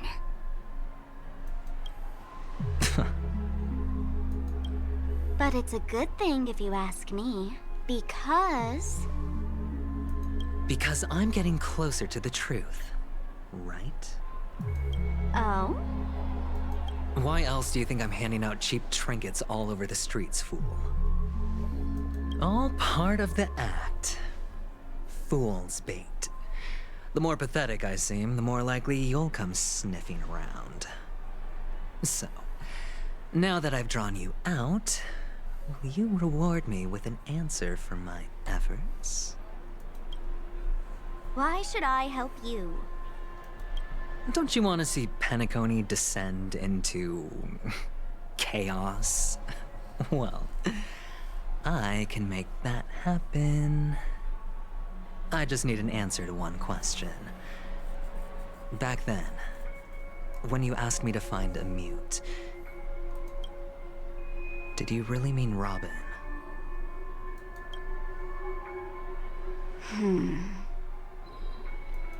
And what if I say no?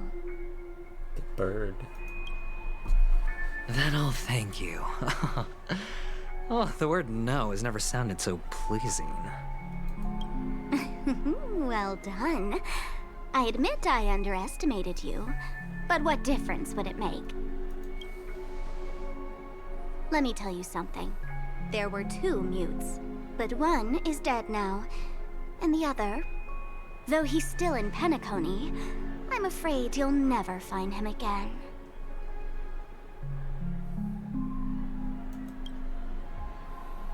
Now I'm completely sure that I was on the right track from the beginning and never strayed, fool.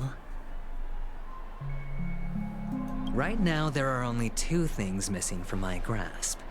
The meaning behind the truth, and the means to expose it. How impressive. That's quite a fancy way of saying I haven't learned anything so far. Not exactly. I've gathered enough clues to prove its existence, and that's enough for me. As for the answers to my questions, I'll find them within 16 system hours. Oh, really? Only 16 system hours? Well, let me lend you a hand. Here you go. This is my precious, mutually assured destruction button, and I have one just like it. When either of us presses it, the other and the whole of Penacony will go up in smoke. If you're really so desperate for the IPC to take over Penacony, blowing up the chessboard isn't a bad idea. Start from scratch. That's where the IPC excels, right? So, destruction. Just press the button when you're at your wit's end. And of course, feel free to reach out to me for my hospice care, too. Oh, deadly button, huh? Well, I guess the family didn't take your threat seriously at all. Otherwise, how on earth did you manage to bring it in here? I have my own ways.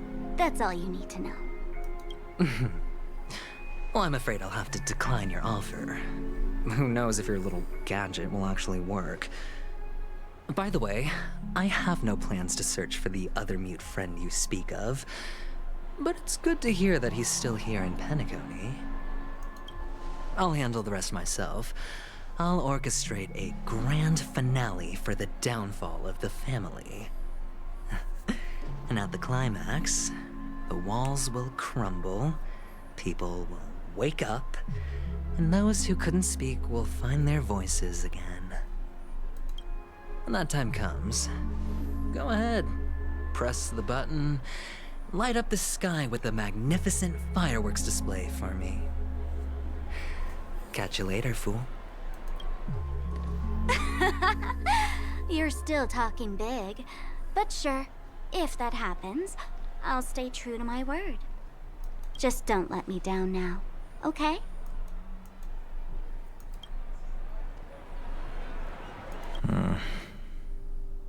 So, number 35. You're back. Like your new lucky charm? Can a commodity code really be considered a lucky charm? Silence! I didn't give you permission to speak, you Sigonian hound. The guys in black didn't say much, so I've no idea what you did to save your skin in that massacre back in the day. But I figured you must have had good luck, so I bought you. From now on, you and your good luck are my assets. Are we clear? Your first task is simple. In addition to you, I've purchased 34 other slaves. Go and play a game with them. You came out alive after 2 days. It proves that you are the real deal. You're insane. Testing out if you're a good product. Aren't you worried that the money you spent on me will go to waste? I've got stacks on stacks, Blondie. The slave market is never short of self-righteous brats like you. But you look good. And that's why many customers are betting their fortunes on a scrawny brat like you. So go along now and don't let your master down. How much did you spend? What? My price. How much did you pay for me? Huh. You really want to know? Well, it was 60 tanba. No more, no less. I'll take my chances. 30 tanba. If I come back alive, you'll give me 30 tanba. Deal? Are you trying to strike a bet with me? Oh, you've got some guts. Yeah, sorry, but that won't do. Don't forget your place, slave. You're not qualified to be at the table. You're just a chip. A life thrown away in someone else's hands. Either you come back with more chips for your master, or you never come back. It's all or nothing. Don't embarrass me, my lucky hound.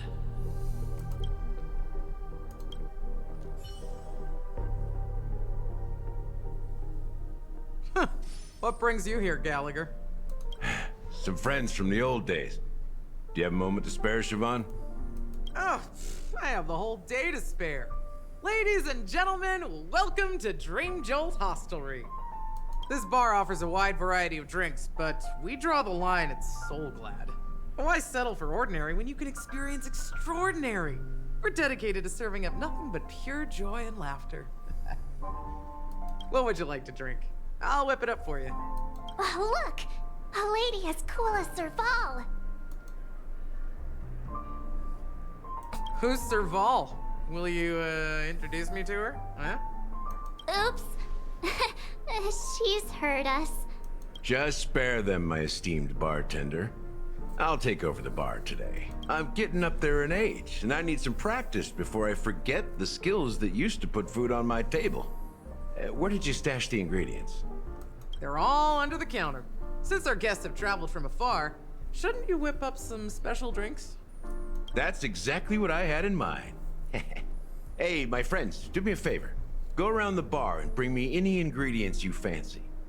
The discussion might take quite some time, so I'll prepare some customized, non-alcoholic drinks for you. In the bar? But aren't all the ingredients right there on the counter? Why, we're in a dream, my lovely lady. You can help yourself to anything if you wish for it. Comfort, hunger, confusion, or even boredom. It's all within reach, right at your fingertips. Oh, did you hear that? She just called me my lovely lady. Even in reality, mixing drinks is more than just throwing ingredients together. A bartender needs to capture the bar's atmosphere, master technique, and spin a tale of mystery and anticipation.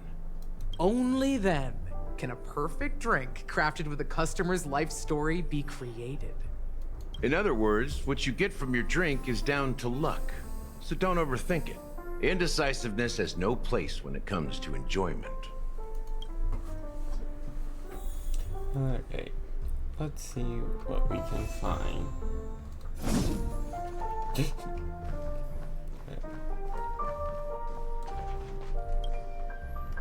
Check out this bottle. The liquid inside looks beautiful. And the label reads, Dream Syrup, thick. I don't see an expiration date, but half an amber era ago. Ugh, drinking this stuff can't lead to anything good. That's for sure.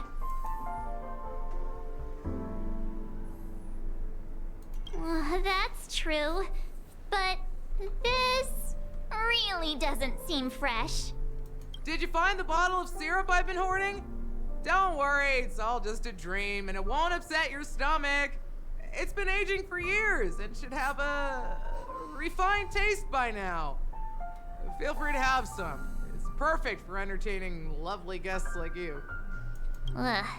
Then we'll keep it for now.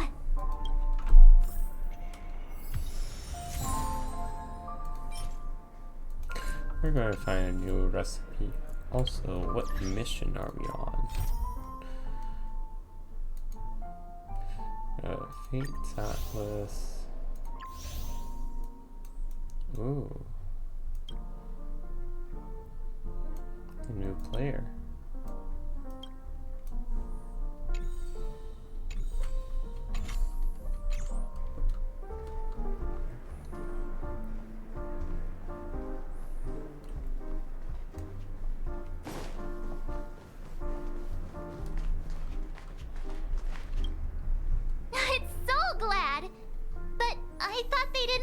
Soulglad at the bar. Let's give it a shake. Nice, it's still fizzy and has a long shelf life.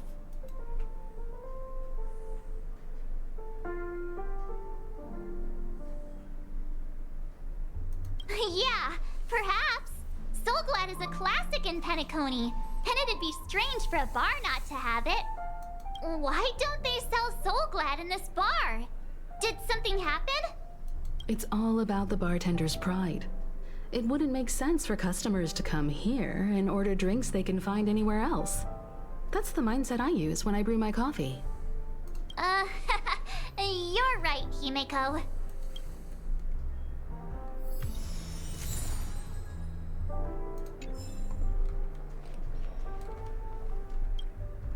Hey, look at all these chips scattered everywhere. A few days ago, an actor from the Iris family came. Caused a ruckus for Siobhan. Those chips must have gotten scattered during all the chaos.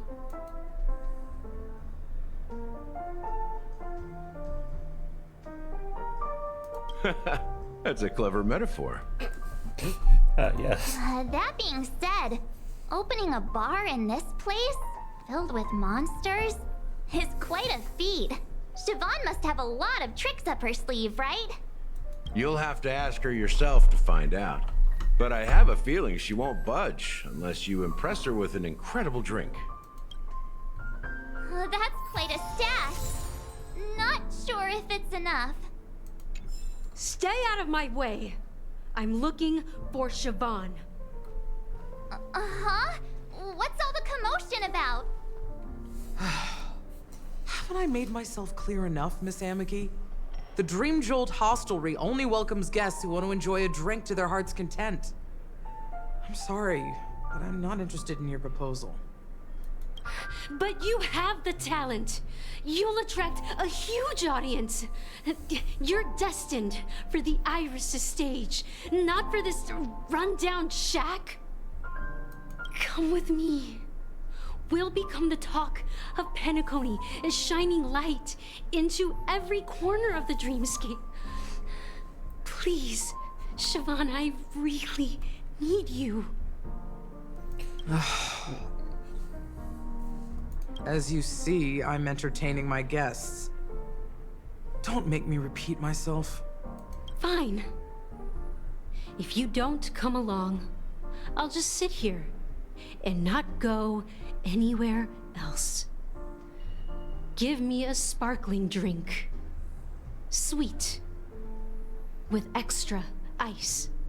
Just one moment. What's her deal? We can't discuss the case with other people hanging around the bar. Hey, can you do that clockwork trick of yours again? Yeah, I'm counting on you. Alright. You're one of Siobhan's guests, right? What can I do for you? If you're here to convince me to leave, please stop it.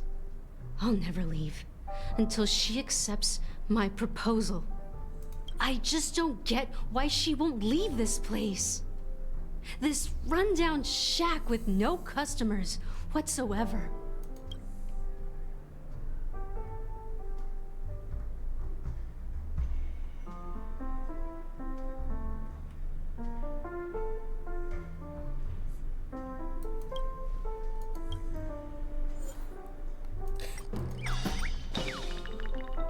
Depression? It's ridiculous, right? Our paths were never meant to cross, yet I'm still holding on to her. I'm too timid and shy, longing to shine but afraid of stepping into the spotlight. I need her guidance because I'll never be able to do anything alone. You don't know Siobhan's past, and you have no clue how radiant she used to be. Even among the talented Iris family, her skill was unmatched. I know she probably thinks I'm just trying to ride her fame to get ahead. But all I want is for her to reclaim her place.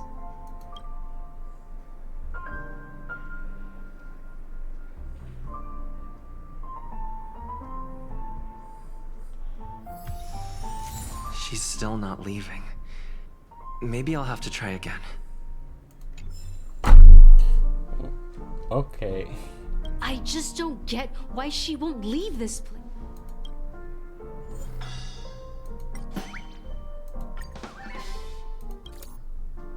I've seen it. The moment when Siobhan and I share the stage, the crowd is going wild, applause crashing like waves, the aroma of irises fills the air, a beautiful melody playing, ribbons dancing around us, and the taste is sweeter than honey. I've seen that scene countless times in my dreams, and every time it mesmerizes me. That's why I have to bring her back to that world, no matter what it takes. Want to raise a glass, my attentive listener? Let's consider it a toast to my far-fetched dream.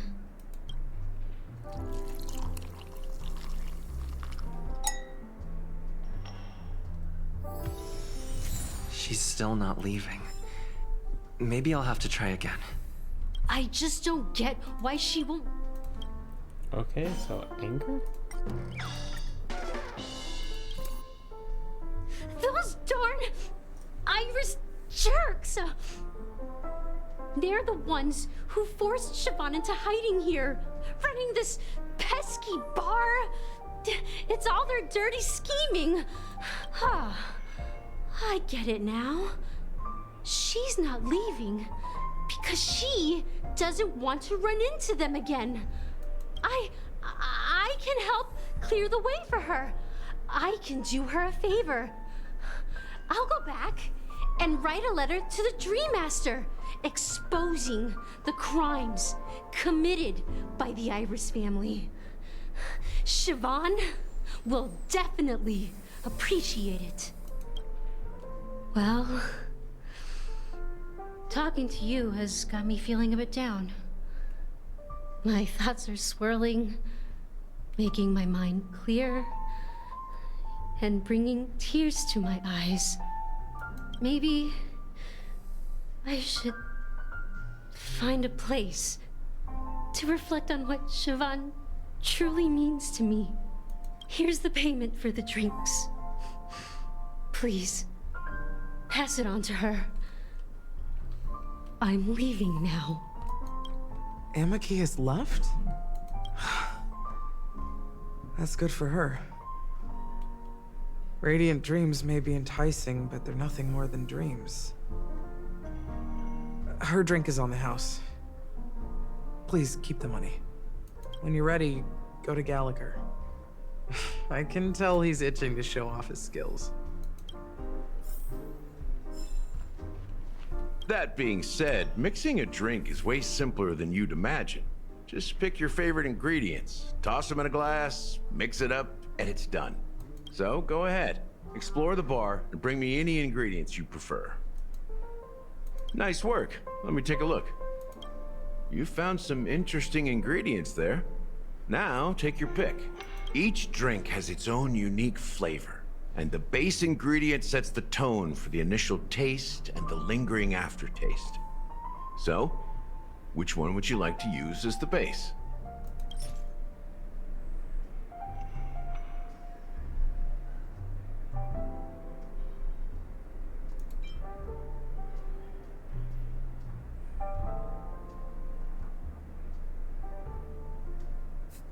Pokemon.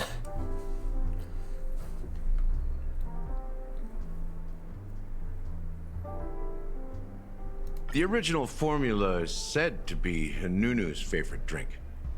It's sour and bitter, and the bubbles burst in your throat like swallowing rusty chains, evoking thoughts of dungeons and prisons. Now that you've chosen the base, it's time to pick the adjunct. The ingredient that'll create a marvelous chemical reaction with the base.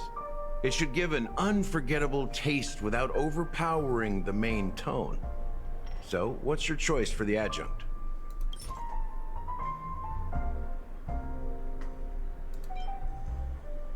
This is the most pungent adjunct we have, and my personal favorite. Before Mikhail left, the wrinkles, the corners of his eyes had deepened like knife cuts. He mumbled, his breath too weak to climb up his throat, caught up in his chest. But I could smell it. The lingering scent of Penacony itself on that night. Mikhail. Almost there. Let's pick a decoration. Which style do you prefer? Anything you need, I've got it.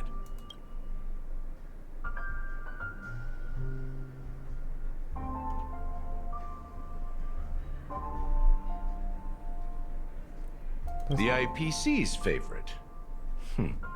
Ambitious, aren't you? Well, it's done. Here's to you, innovator, with this glass of time to murder and create. To great vengeance. Well done, Gallagher. You're not over the hill yet. So, are you satisfied? Oh, the flavors! They're way more sophisticated than Soulglad. The richness and layers of these flavors are a masterpiece, especially with the adjuncts.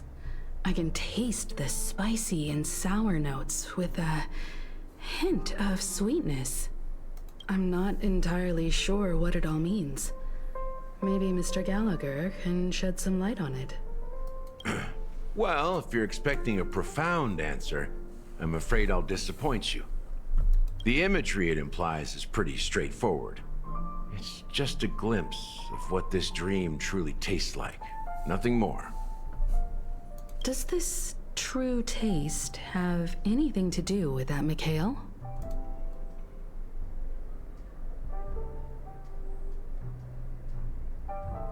Yeah, that name does sound familiar.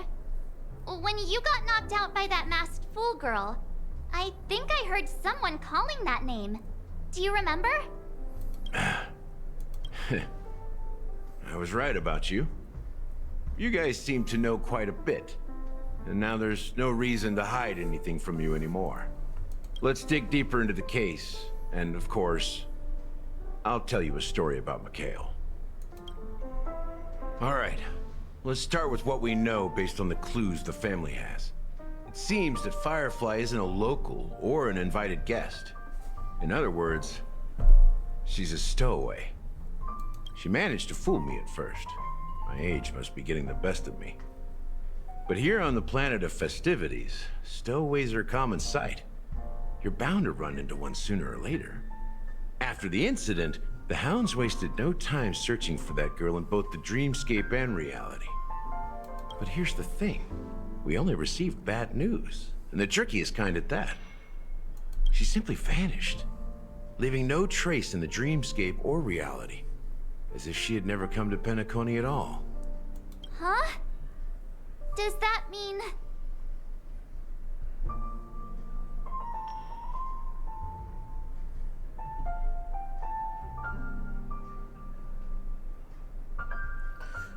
Oh boy.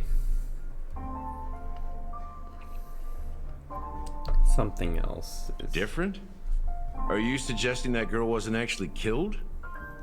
Come on, aren't you a witness in this case? Let me be frank. This case, actually, is unlike anything the Bloodhound family has dealt with before. Dealt with before? So, death does happen in Penacony, if I understand correctly. You've witnessed it, so there's no need to hide. Even the shiniest city has its dark side. We're all adults here. Surely I don't need to explain too much to you. Confronting the family based on that alone would be naive. Death may occur in sweet dreams. So what? Such events are highly unlikely and only affect a tiny number of people. If you really want to delve deeper into this case, you need to understand the true problem with the family. I guess it's time to tell the story of that Mikhail. You're very perceptive. The Astral Express has received that music box too, right?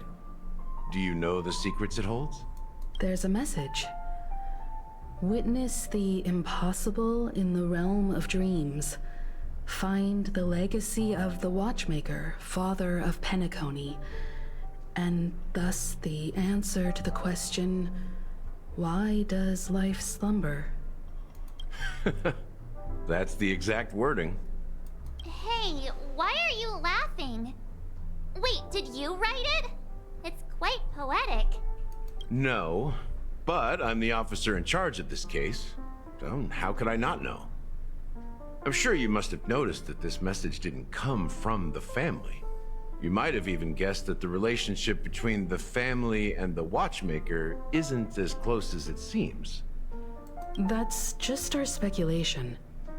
Actually, it's hard to believe that the father of Penacony and its actual managers are at odds. Now I can assure you that your speculation is absolutely correct. The family has considered the Watchmaker an enemy for a long time, but the Hounds haven't been able to track him down, as he seems to be living only in the characters and stories he created. Let me ask you a question. Have you ever wondered why the family allowed the Watchmaker to send out such a ridiculous message to the outside world, inviting you here and causing chaos? So, you want to seize this opportunity to expose the Watchmaker? Well, now you understand why the Oak family authorized the Nameless to assist in the investigation, but kept you in the dark, right? Because the Watchmaker is not the legend of the Land of the Dreams at all. He's the most shameful stain in the history of Penacony, and he's the root cause of all the anomalies in the dreamscape. You don't get it? Well, I mean, Mikhail, the betrayer of the family, he's the Watchmaker.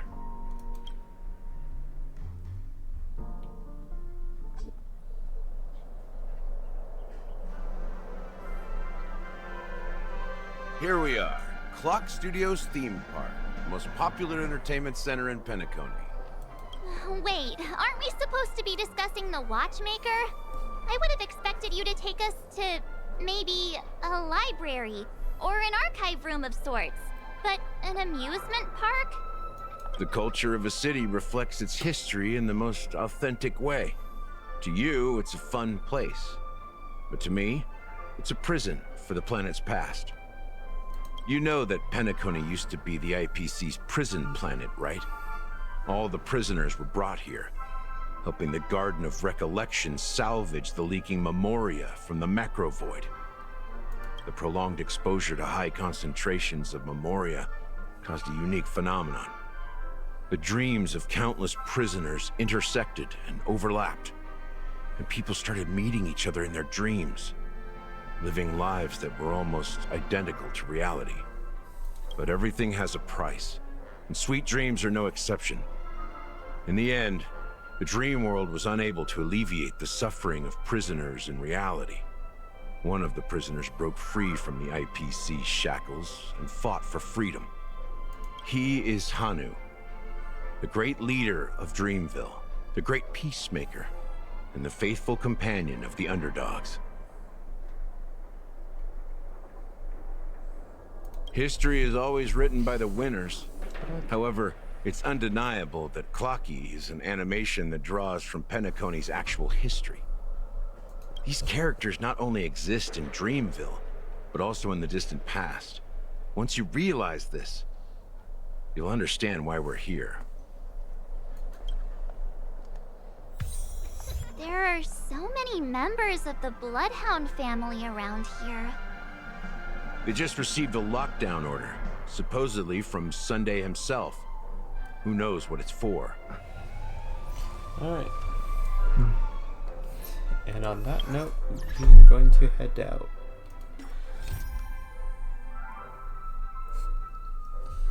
And is there anyone in the stream? Don't think so,